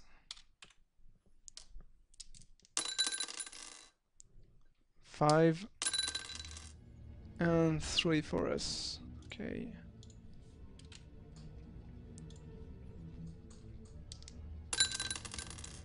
Oh, he made 1, so it's basically it. Oh wow, he made a 2. Okay, a 12. Oh, oh, so it's an even. Nice. So he made he made a 12, but we made 11. But we have one more skill point than him. So nobody is hurt. 5. Wow, just lose 1 dice.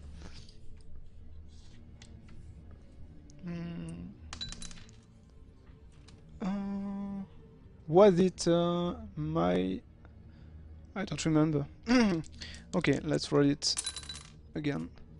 So 8 for him. And okay, first one is dead.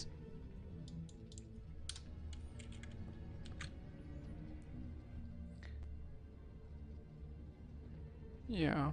So first one is dead, and we still have 15 stamina points and 10 luck.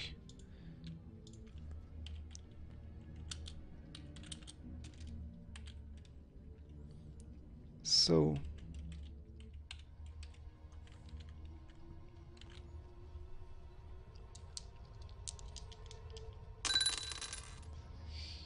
I made an 11. Okay.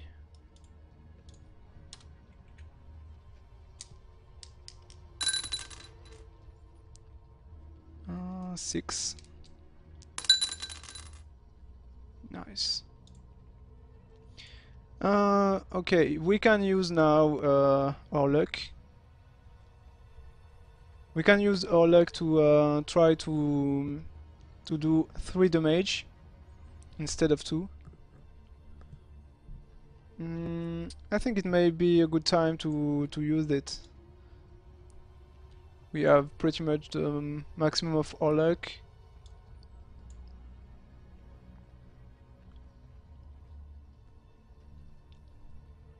No?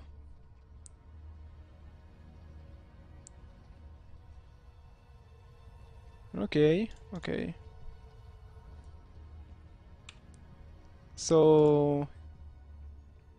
Okay, so 7 point. Let's continue.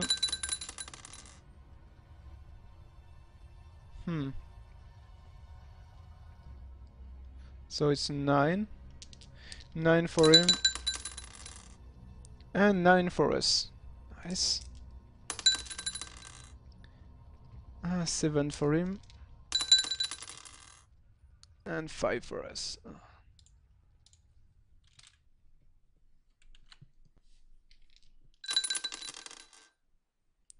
8 for him. 8 for us.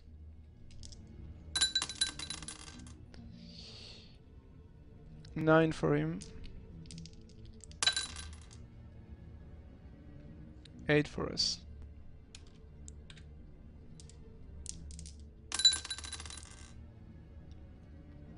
7 for him. 3 for us. Uh,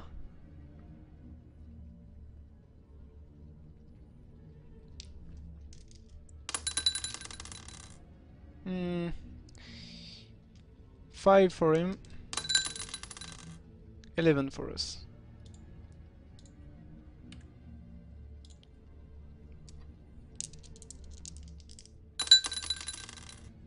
Oh wow! So it's a hit for him.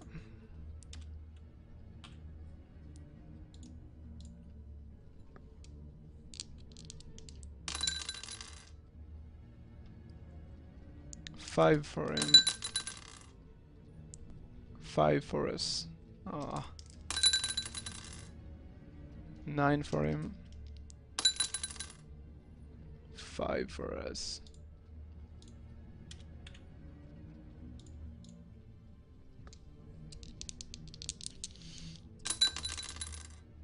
Mm, 8 for him. 7 for us. This is a pretty hard battle. nearly impossible. 6 for him. 6 for us. God. 11 for him. I think this is the end. 11 for us. Wow. Oops. Missing one die. 6 for him. Oh wow, we made it. Yeah. Only... I think we have the same stamina now. No. 1 point for us. 3 for him. Use luck? Really? Okay. Okay. So it was at 5. So I can try to use luck. And we made it with a 7. So he's now at 2 hit points. And we lose 1 luck. It's like it's a deja vu again, I think.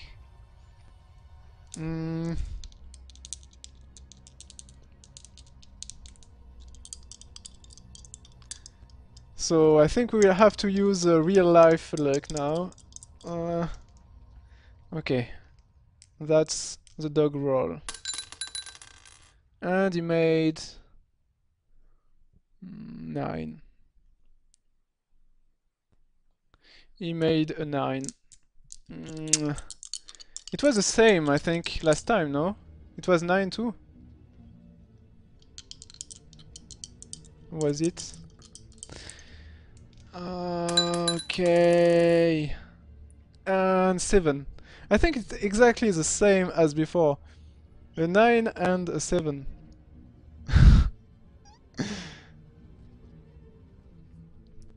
How is that possible? 2 times in a row. Okay.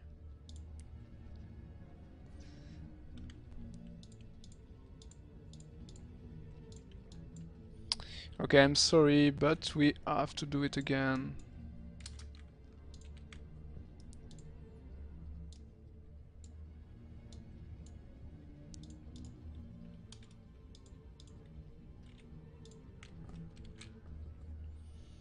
Okay, it's time for this third try.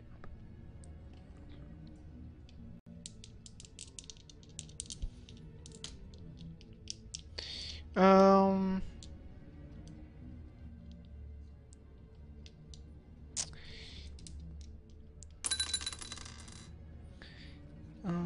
7. So six for him, and 10 for us. 8. 5 for him. 7 for us. 6 for him. 4 for us.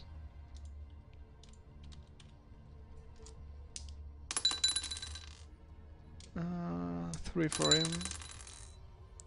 6 for us. 7 for him. 6 for him. 10 for us.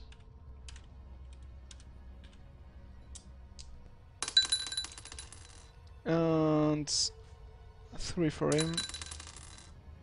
6. Okay, the first one is down and we only take 1 hit. Turn difficulty down to easy, yeah. Okay, and all this with an initial skill of 11, which is pretty almost the maximum you can have. I can't imagine if you get to this point with less than 11 or 10 skill points. It will be nearly impossible, I think. Or you have at some point to say, okay, let's say I win the fight.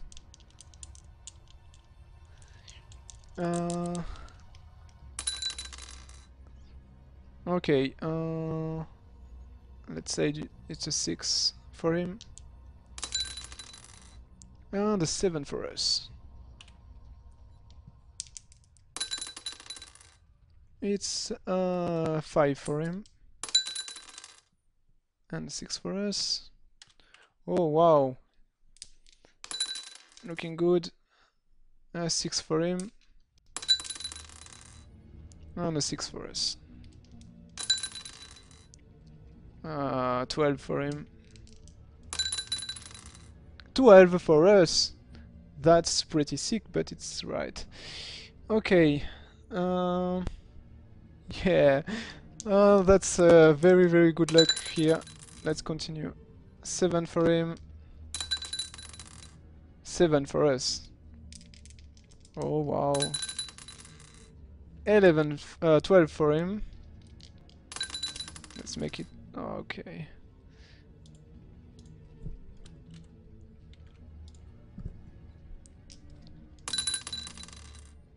Uh, 7 for him.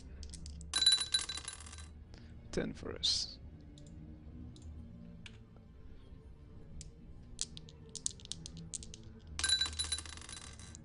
12 for him. Oh wow. 2 for us.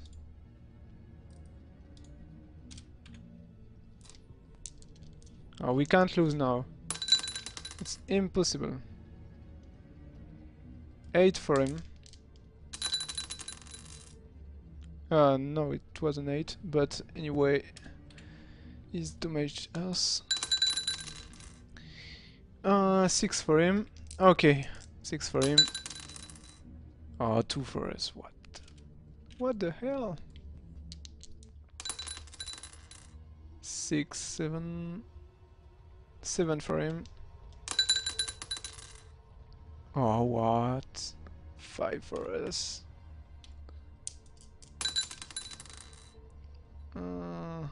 5 for him. Okay. Okay, so now we can use our luck to make a fatal blow and kill him. Or we can just not use the luck and make just a 1 damage. So we can finish this fight using luck, or... So what do you want to do? I think using luck at this point is a good idea.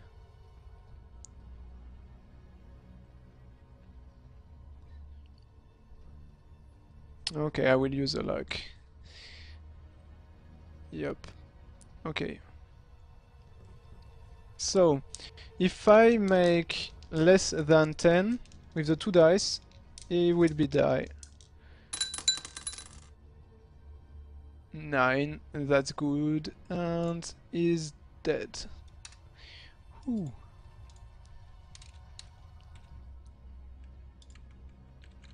Finally. Victory! Victory! Uh, it takes 3 times to kill him. That was... if it was the last boss, last fight, I think it was, yeah, very looking like a boss fight. So we have 7 stamina left. It's time to heal, I think. Yeah, 3 provision.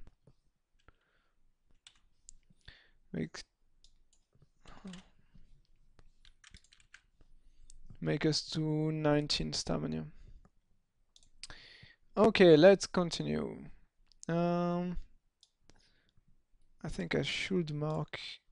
No.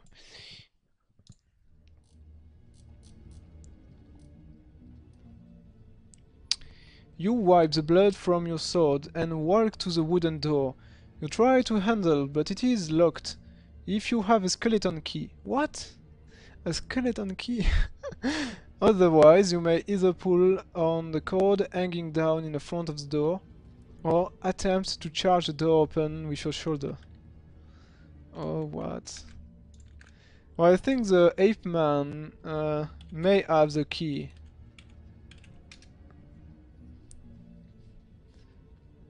But like we didn't fight the ape man, we don't have the key. So it's not the 228 choice is not possible for us. So it's only 4 or 365. Hanging down in front of the door or attempt to charge the door open with your shoulder.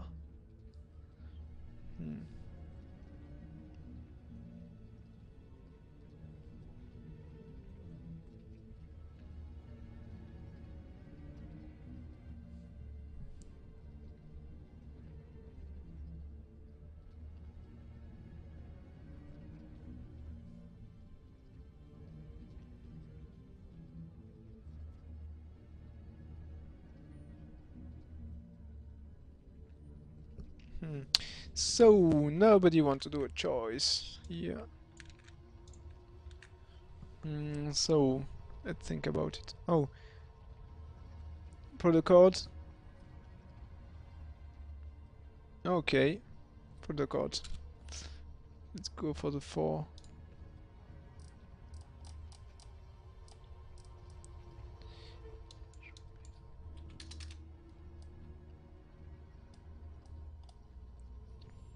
You hear a bell ring on the other side of the door, and a few minutes later the door is opened by a thin, pale-skinned man with dark, hollowed eyes.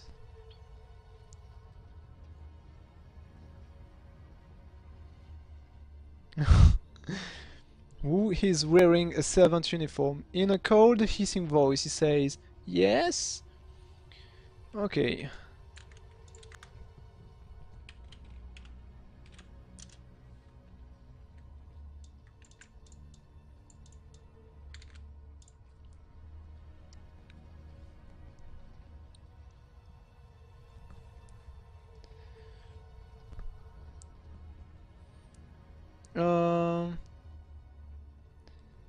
If you wish to tell him you are a lost traveler, if you wish to attack him with your sword. Okay, so at this point I think lost traveler.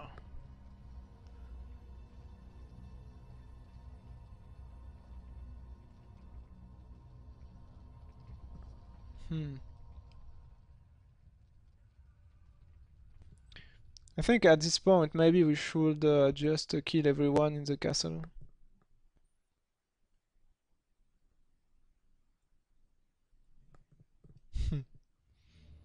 A lost traveler. Yeah, just after slaying some moondogs, Hello, I'm a traveler.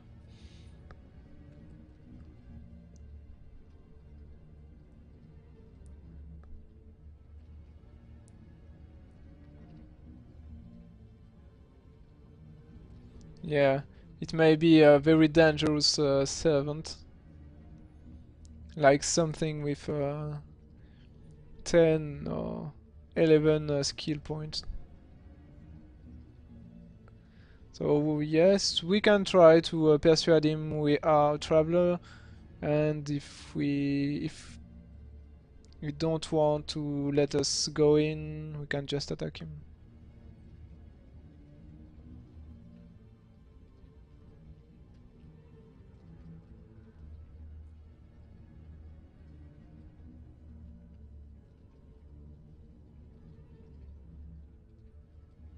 Yes.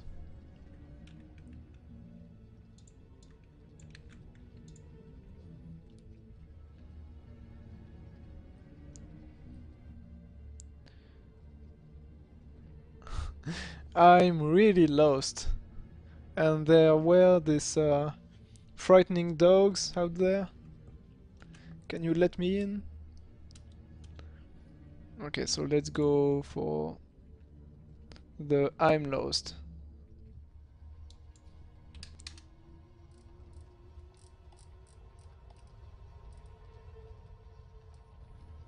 The man looks at you and smiles, saying, "We do not get many visitors in these parts, but I'm sure my master would wish to have a room for the night. Do come in." He steps back and you follow him in a beautiful marble-floored hallway. There are portraits and shields hanging on the walls, and a spiral staircase leads up to the floor above. He asks you to follow him up the staircase and offers to carry your backpack for you, which you allow him to do. What? What? You can see that the staircase winds its way all the way up to the top of the tower, but the man steps off at the first floor and walks along the landing to a door. He opens it and walks into a large room, placing your backpack on a made bed. He tells you that this is your room for the night and walks out, telling you that you will meet his master at breakfast. We have to play along, yeah, but that's quite dangerous what we are doing right now.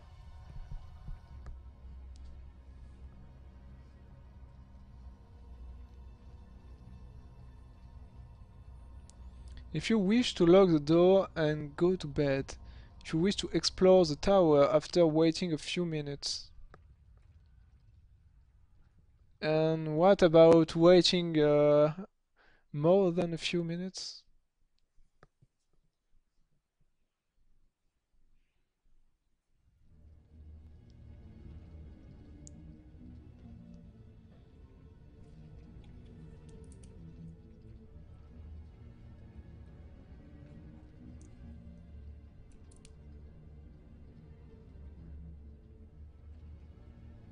Yeah, that's pretty sure.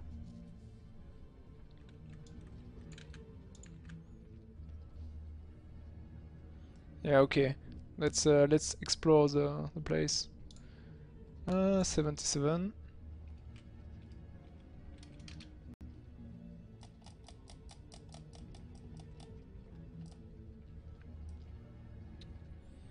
You walk quietly back to the staircase and climb up to the second floor. Again, there is a door at the end of the landing. If you wish to open the door, or if you wish to climb up to the third floor. Hmm.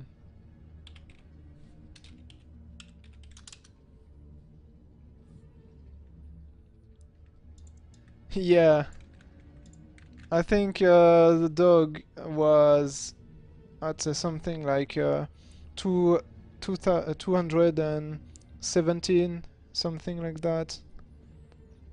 So, open. Okay.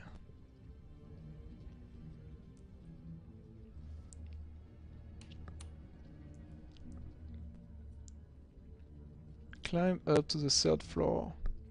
Hmm.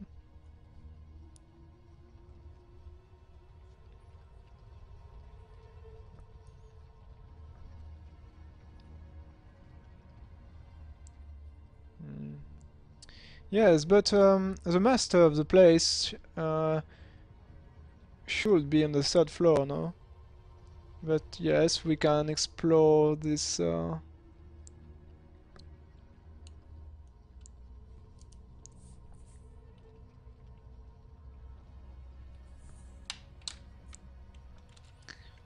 Okay. Um,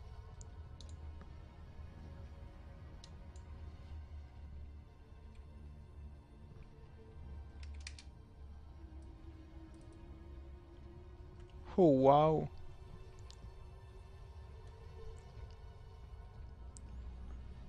And this is what in there. You walk into a lavish furnished room. Ah no, it's not what is going on. You walk into a lavish furnished room containing objects and curios. Standing before you is a young woman. Oh, yes, it's related to this. Okay. Dressed in black silk gown. She has long black hair and bright red lips. She smiles and motions you to sit down in one of the armchairs. You refuse to sit down, only too aware that she is one of the vagabond servants. She walks toward you, open arms, as though she is about to embrace you, and when she smiles again, you see two fang-like teeth, which can only belong to a vampire. If you have some garlic, if you do not have any garlic. Yeah. And we do not have any garlic.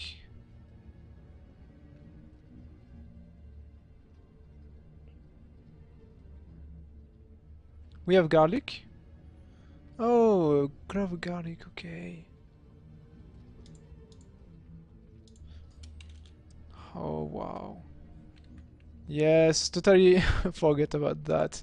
Like I didn't put yeah, clove of garlic. Nice.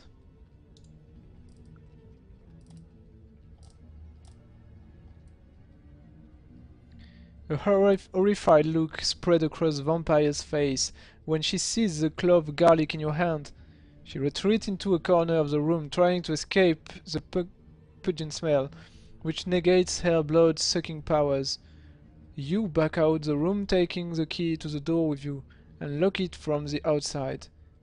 You then run over the staircase and climb the stair to the next floor. Okay, so it was just a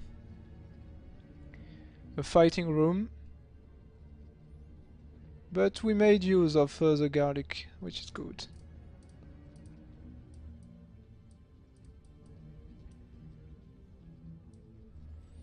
You climb up to the third floor and see another door at the end of the landing. So if you wish to open the door, or if you wish to climb to the next floor.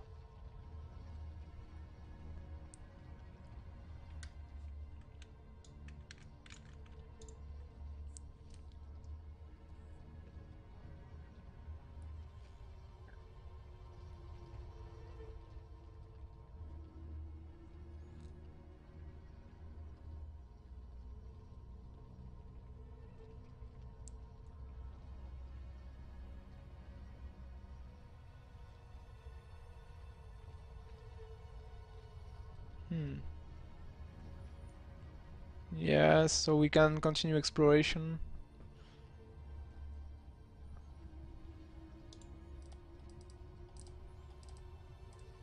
The last save point wasn't far anyway.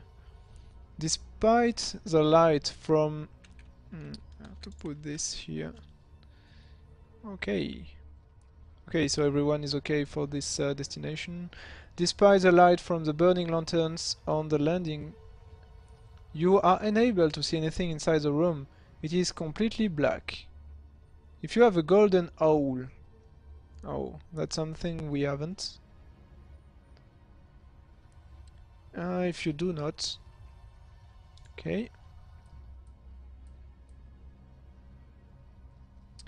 If you wish to grope your way into the room, if you wish to walk back to the staircase and climb to the next floor.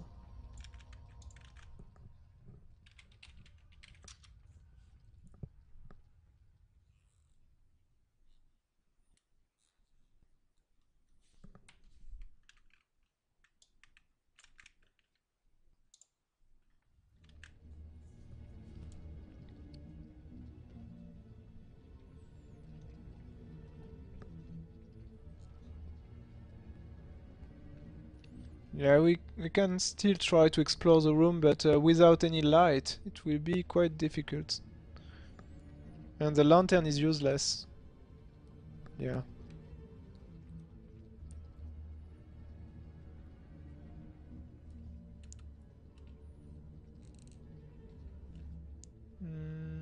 Okay, let's back off.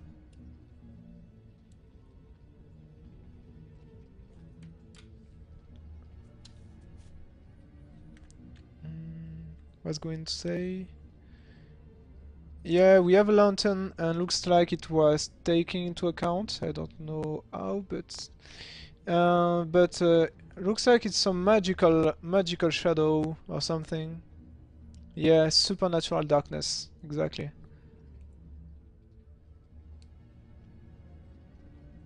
And we need some magical item which we don't have, so I just hope he's not it's not some weapon that was on this place. And yeah, but the lantern doesn't work, so okay. So next floor. Let's go next floor.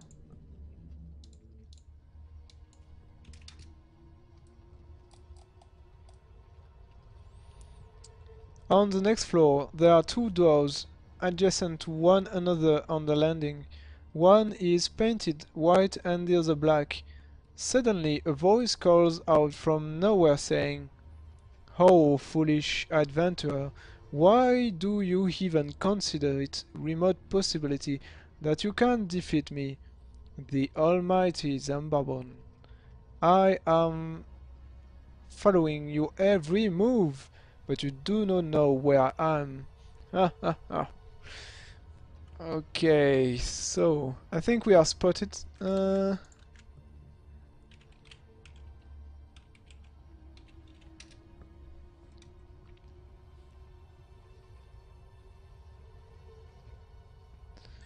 Yeah, we have a bow, you're right.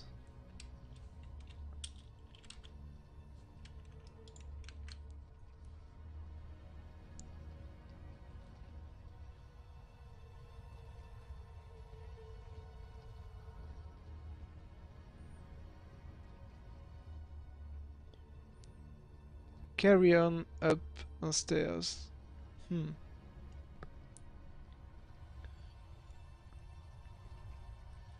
The white door, the black door, or the stairs.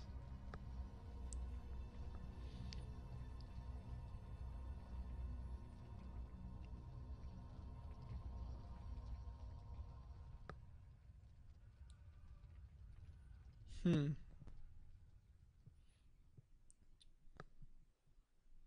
Let's put ourselves into the situation. Oh, he's found. Yeah. If we are in this situation, we are in the house. There is two doors, one white and one black. The stairs that go up. So I think the least dangerous choice is to go upstairs.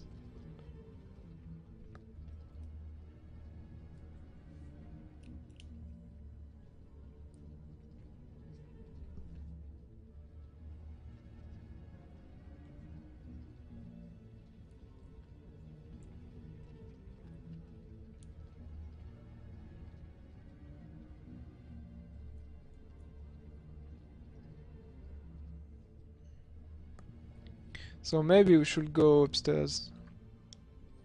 Block upstairs and count down. Yeah.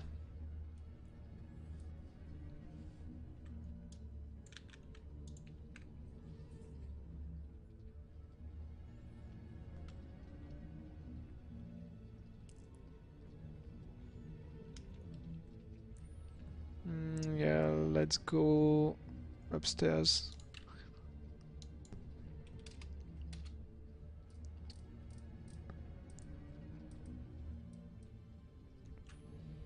On the next landing, there is a door with a black tower carved in ebony attached to it. There is also a black suit of armor standing outside the door. Okay.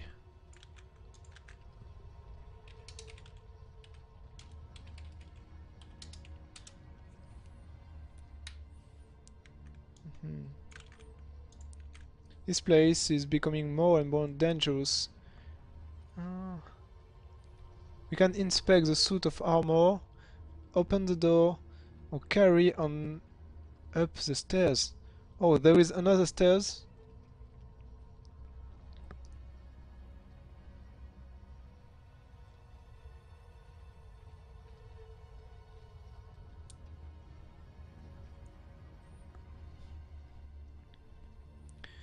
I'm okay to go upstairs.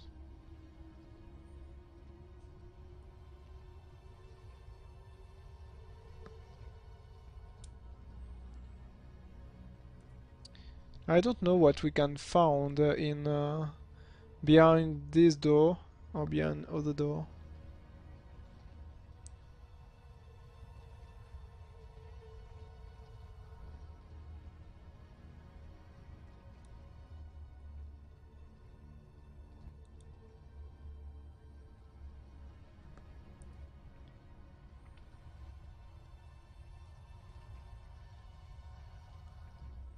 Yeah, I don't know.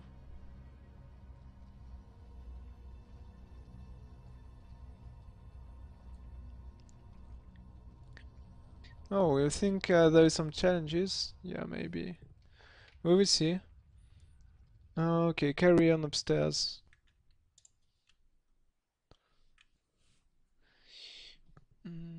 Oh, you want to open the door? Okay, that's okay.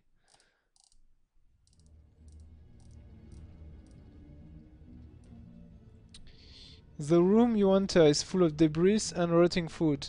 Standing in the middle of all the mess are two men wearing tattered clothing. They are hollow eyes and vacant expressions. On seeing you, they pick up wooden sticks and advance toward you. If you wish to back out the room and shut them in, if you wish to attack them.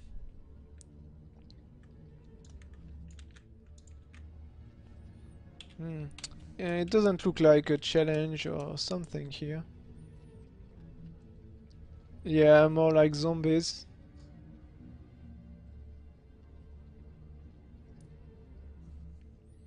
Okay, let's retreat. Let's retreat.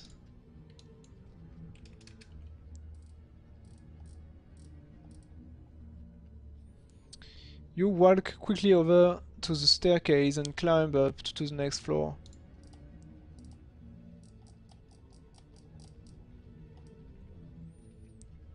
The staircase ends at the door. You turn the handle slowly and the door opens. Much to your surprise, into open air. You walk outside on the flat roof of the tower. Suddenly you are aware of movement in the sky and look up to see two large birds in the moonlight, with long beaks and talons swooping down on you. There is no time to run for cover, or you must fight the death hawks. Hmm. Okay, so we have a fight here. Hmm. They are pretty weak.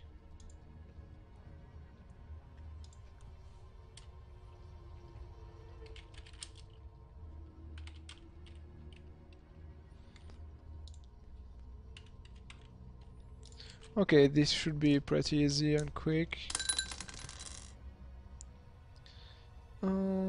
So 9. So they take the mage. The mage again.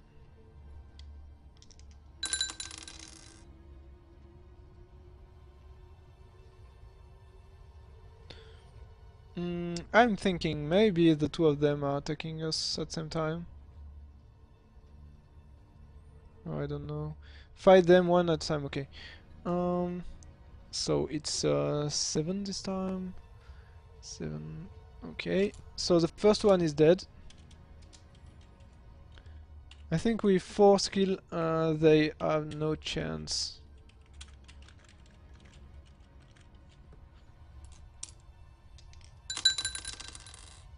Oh wow, this one made 12, which give 20. Oh, they managed to do some damage. Uh,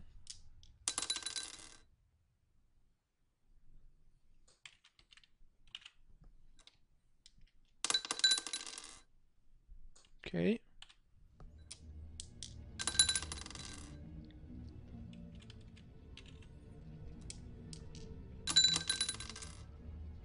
Alright, even.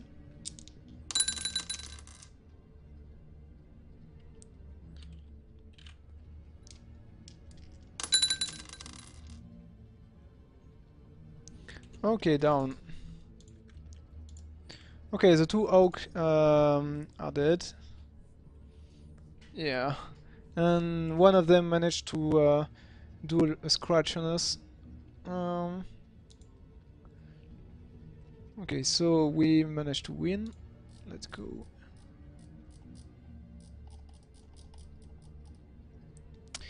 You sit down to rest and plan what to do next. As you slump down on the cold stone floor, you inadvertently knock over a glass jar you hadn't seen before, which rolls against the wall and shatters from the broken jar. A small man... What? And shatters. From the broken jar, a small man, some 15 centimeters high, steps out and walks over to you. He looks up at you with his hands and his hips, and in a barely audible voice says, "Thank you very much. I've been trapped in that infernal jar for the last 100 years. Now, how can I repay you?" What?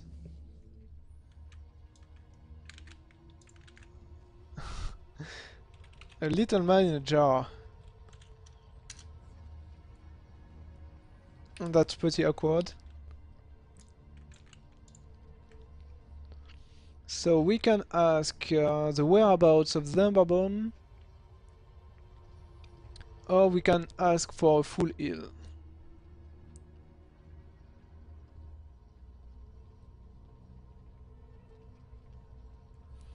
Okay, it was a pleasure to play with you, punhist. I hope I see you again another time. And thanks for your presence. Bye.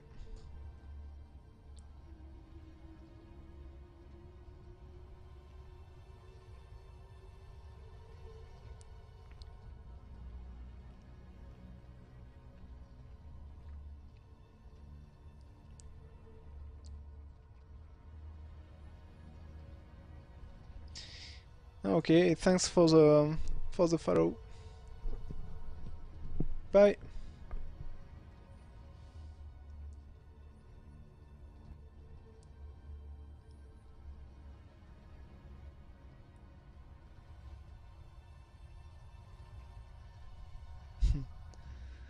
Hi, siantocraft.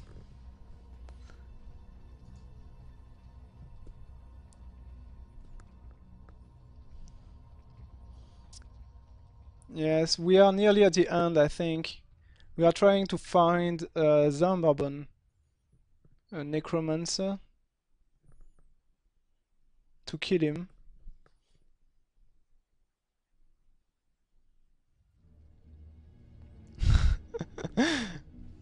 And just now we are here at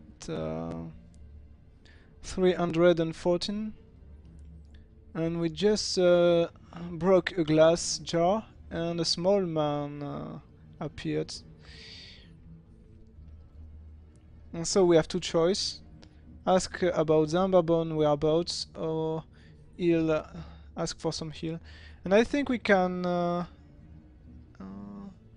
also use a provision or heal herbs.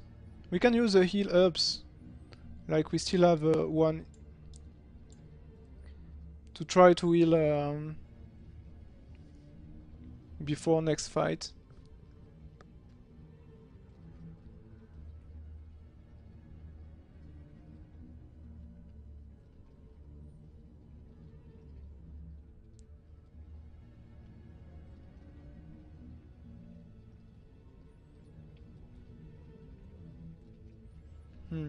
So we can eat one provision or use the heal herbs, and that's a choice.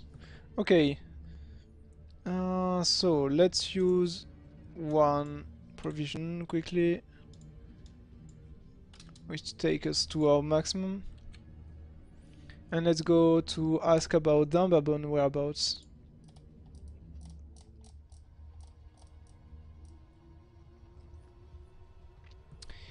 The teeny man smiles and says, "Oh well, if that's ale you want, then that's simple enough. He's on the 4th floor, in the room with the black door."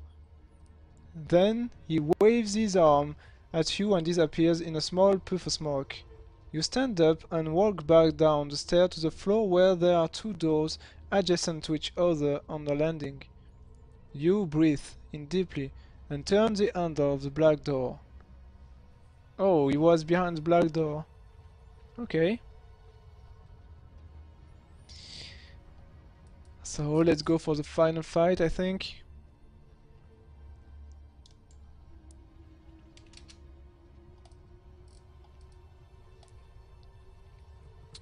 You open the door and enter a room which is adorned with macabre objects and paintings. A black cat is sitting in front of a table covered in black cloth. 2 black candles are burning on either side of a mirror on the far wall. On the table there is an open chest containing a golden skull. This is save point. Okay.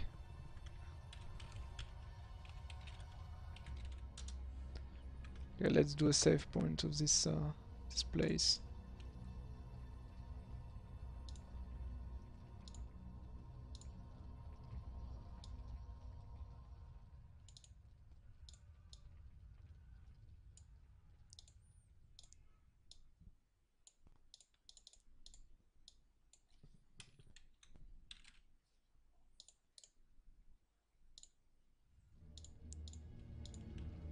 Okay. Chest. So we are supposed to find Zambaba in this place, but we only see what chest. If you have no, close the other door and walk. Okay, you're right. Only the chest. Yeah.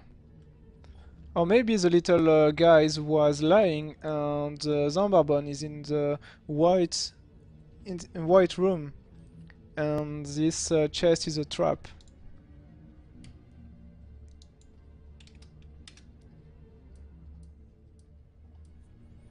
I think we find out pretty soon.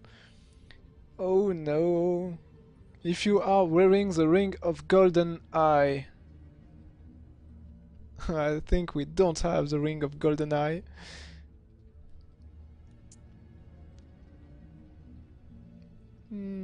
I think it's time to die. We'll die right here, I think. I can see it coming. Yeah. As you reach the chest, it disappears before your eyes. You hear louder behind you and suddenly see in a mirror the hideous reflection of a black robed skeleton with green, translucent eyes, wearing a golden crown on its skull. You spin round, but it's too late. Zambabon skeletal fingers are touching your flesh and are draining your life away. You are now one of his undead servants. Okay, let's go back to the save point. I hope we aren't into a dead end. Uh, it was 96, the last save point. Yeah. Right room, yeah, no other choice. Let's open the white room. If you have not done so already. Okay, if we don't find the ring into the white room, we are screwed, I think.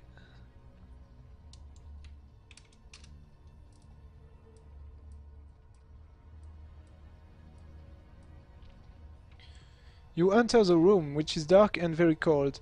The walls and floor are made of wrought stone, and the room is empty except for decoration, for a decorated sarcophagus. There is a strong musty smell in the air.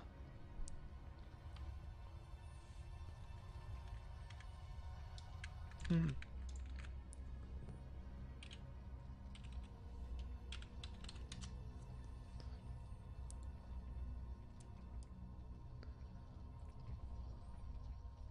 This is a white room. This is a white room, and I don't know if we walk outside again, what choice we will have. Hmm. Yeah, I think we have to open it. We have to find this ring. If we don't find this ring, we can't beat Zambabon.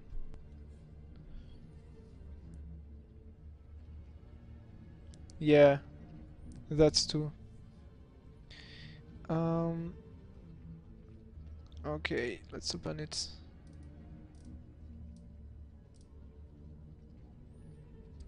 You lift the lid of the sarcophagus and see a human body completely encased in all bandages. A light, although dim, has disturbed the sleep of a mummy, and sits up, turning its head from side to side. It senses where you are and starts to climb out of its sarcophagus. It walks toward you with its arm extended. If you wish to fight the mummy, if you have a lantern, you may throw it at the mummy. Nice! We have a lantern. Yeah, finally useful. Okay, let's use the lantern.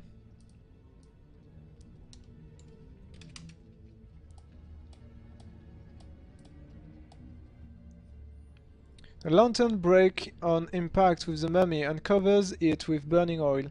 Flames spread quickly along the dry bandages of the mummy. It is soon consumed by fire. Okay, if you wish to inspect the open sarcophagus, if you wish to leave.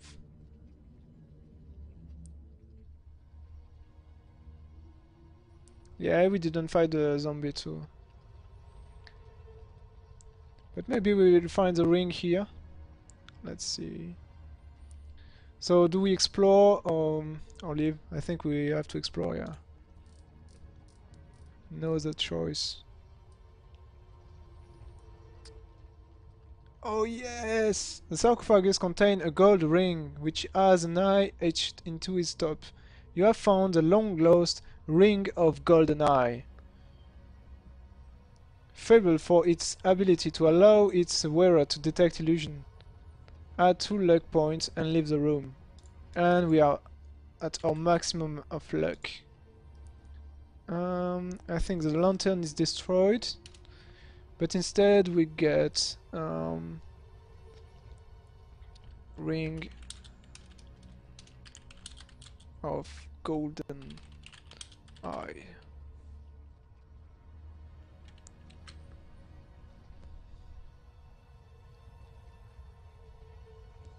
Yeah.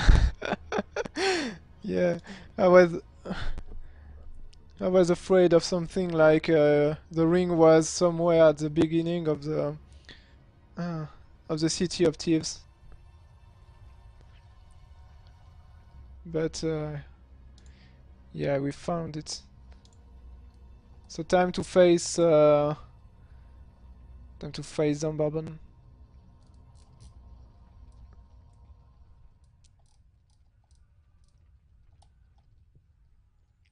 Outside, on the landing, you may either enter the black room or climb the stairs. Okay, black room.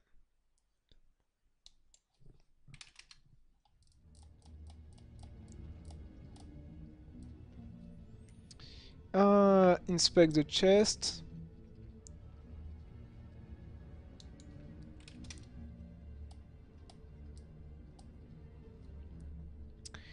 If you are wearing the ring of golden eye, yes.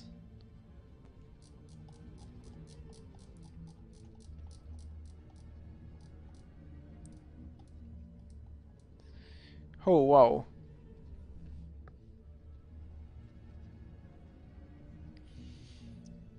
Back for the fight. A voice in your mind tells you that the chest is an illusion and does not exist. Also, you see that the black cat is not what you thought it was. Um, here stands a black-robed skeleton with green, translucent eyes, wearing golden crown on its skull. Then, Babon, before you have time to do something, your arrow, the Night Prince pulls 3 teeth from his mouth and threw them onto the floor. They explode in puff and smoke, and out of them step 3 skeletons armed with swords. Fight them one at a time. Before you notch your arrow. Okay. Notch. Time to fight the 3 skeleton. They look pretty easy to fight. Should be okay for us. Skeleton. 6 and 7. There was a lot of fight in this book. We're almost at the end of what was prepared. Okay, 11. So this is a hit for us.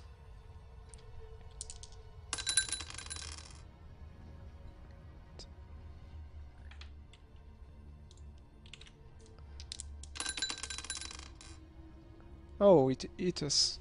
Okay.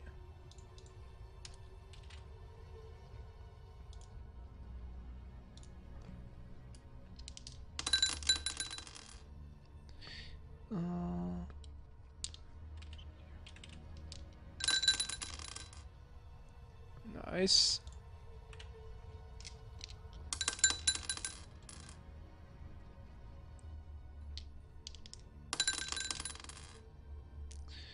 Okay, that's some bad rolling so far. 4.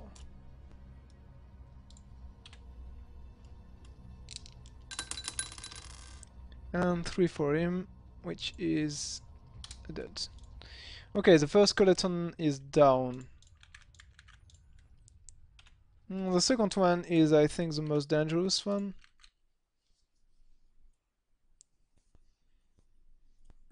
Yeah. I hope we don't have to fight them, Babon. Maybe this is the last fight. Let's hope for it.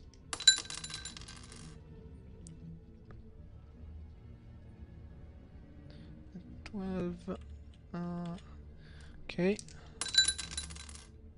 Okay. 4. 2 more hits.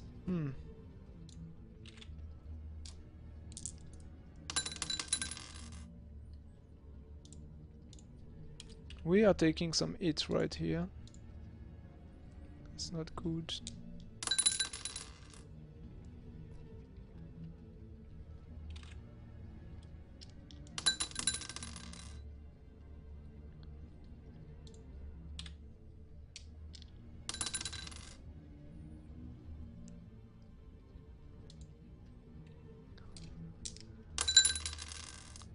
Oh no.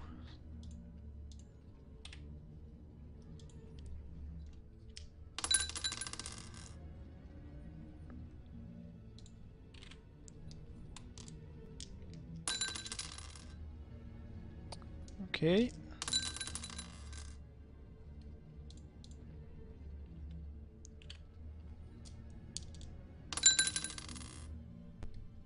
Okay, the second one is down.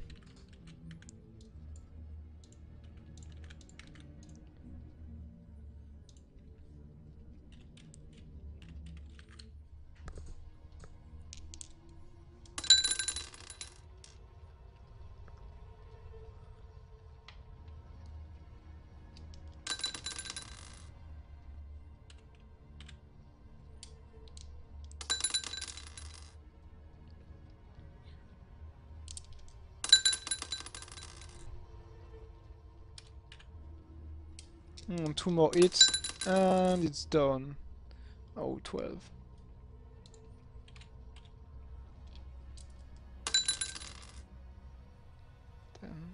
Nice.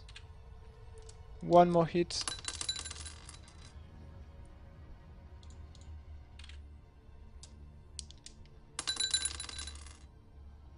And it's done.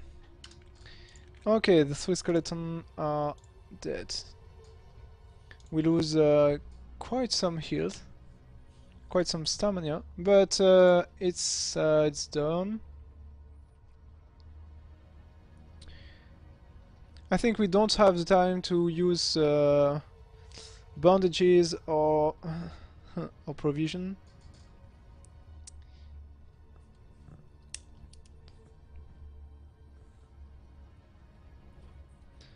Okay, so let's if you win, turn to 203.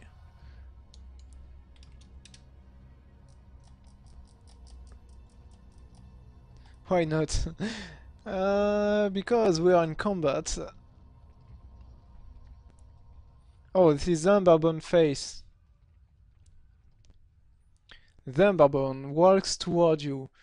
You're trying to touch your exposed skin. You throw down your sword and notch the silver arrow to your bow. You have only one chance. You take aim and release the bowstring. Test your luck. If you are lucky, the arrow finds its mark and pierces the Night Prince through the rugged chest. If you are unlucky, the arrow misses the Night Prince and he advances to touch your arm. His skeletal fingers are draining your life away. You are now one of his undead servants. Oh, wow. Okay, we have a luck of 11, so we can't miss it. It's impossible. And it's a 10, so it's okay.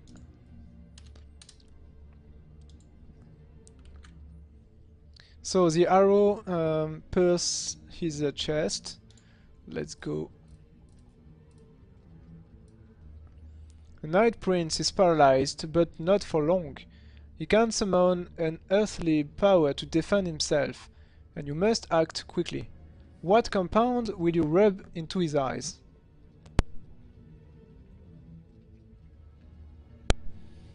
Finally, we are at the big choice.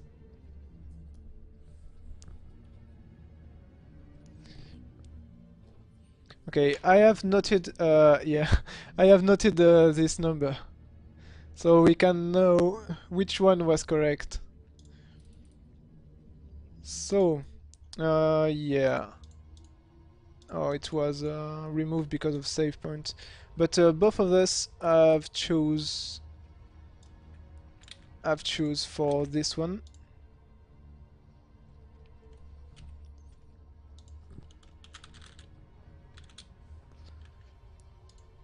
Yes, and the dice too. And was this one, if I'm correct. And punhist has chose Hag Pearl. Okay, so we'll go for Pearl and Lotus, I think. Yeah. We'll go for Pearl and Lotus. And if we fail, we will go to Hag and Pearl. Yeah. Okay. If we're wrong... You know, there is a rules about that. When you have to choose between three choices like that, I think the good one was this one. Hag and Lotus. That's for sure. Okay, let's go for this one. Pearl, Lotus. Black Pearl and Lotus Flower.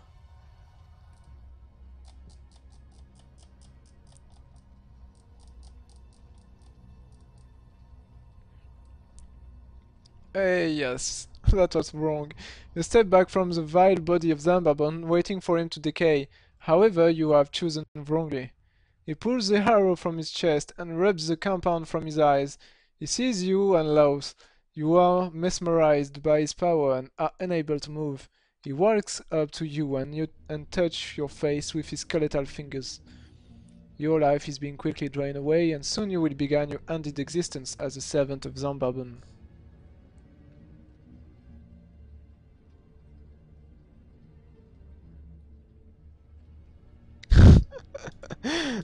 Okay, so this one was bad. Okay, let's go back.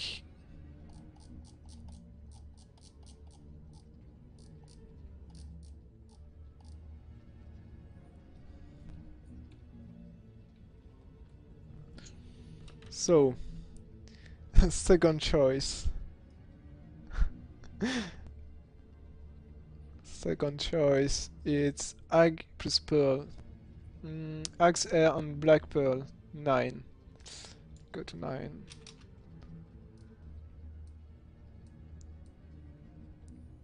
Uh, okay, I can see another thing is the three choice are bad, and we miss someone that's told the good choice, and the good choice is another number which we can't access. Step back on the vile body of Zambabon. Okay, so we die the same way.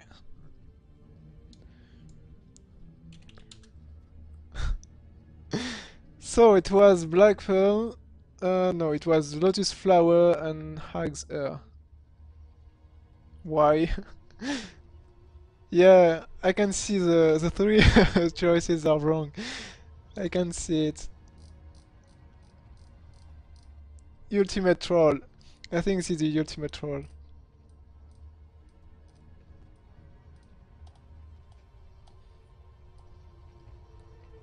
No. Congratulations. You have killed Zambabon, the infamous Night Prince. He decays before your eyes, becoming nothing more than a small pile of powder on the floor. It's so random, yeah. Maybe we have missed someone, which could have tell us which was the one good choice.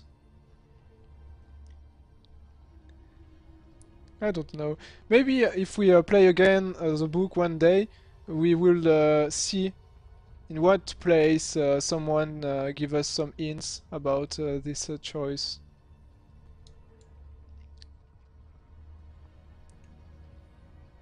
Okay. You leave Zambabon's Black Tower as quickly as you can, not wishing to spend another moment in the infernal place.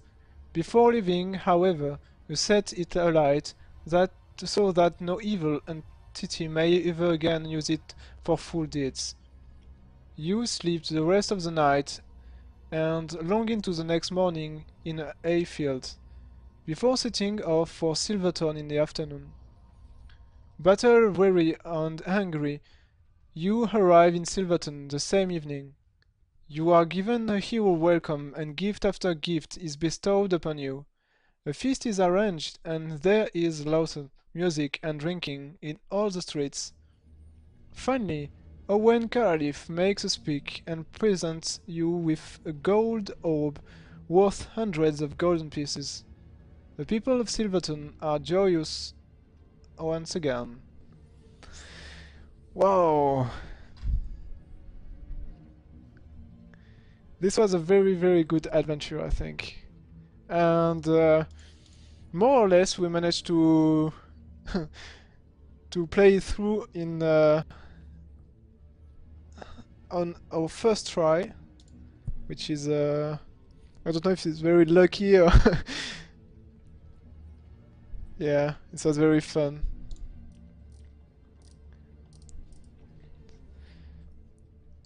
Made me want to do this again.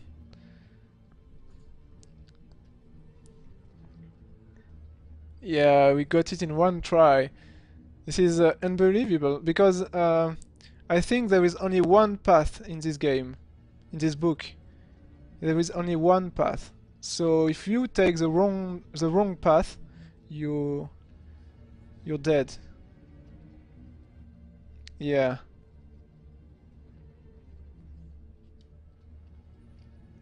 This was very we were very lucky. I think next time I will play something like Undead Island. I think that's the name. It's a very good book.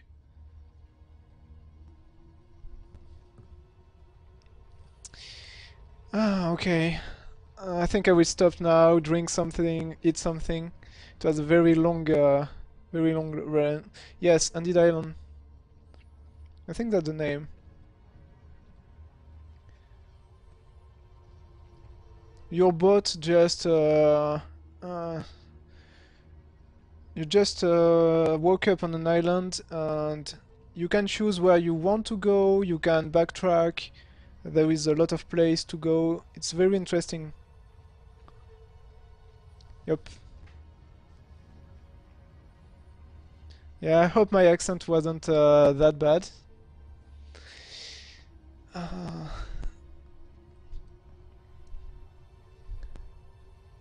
Sounds fun. Thank you. Thank you a lot, Rapscallion.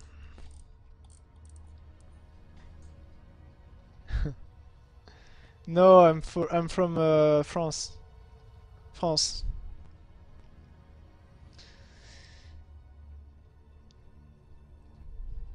So it may be some kind of French accent, yeah.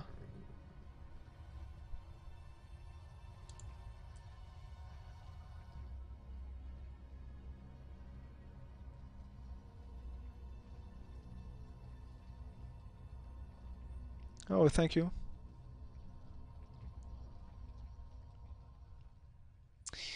Okay, I will stop now. Maybe I stream again tomorrow, I don't know. So we'll see. Or maybe next weekend.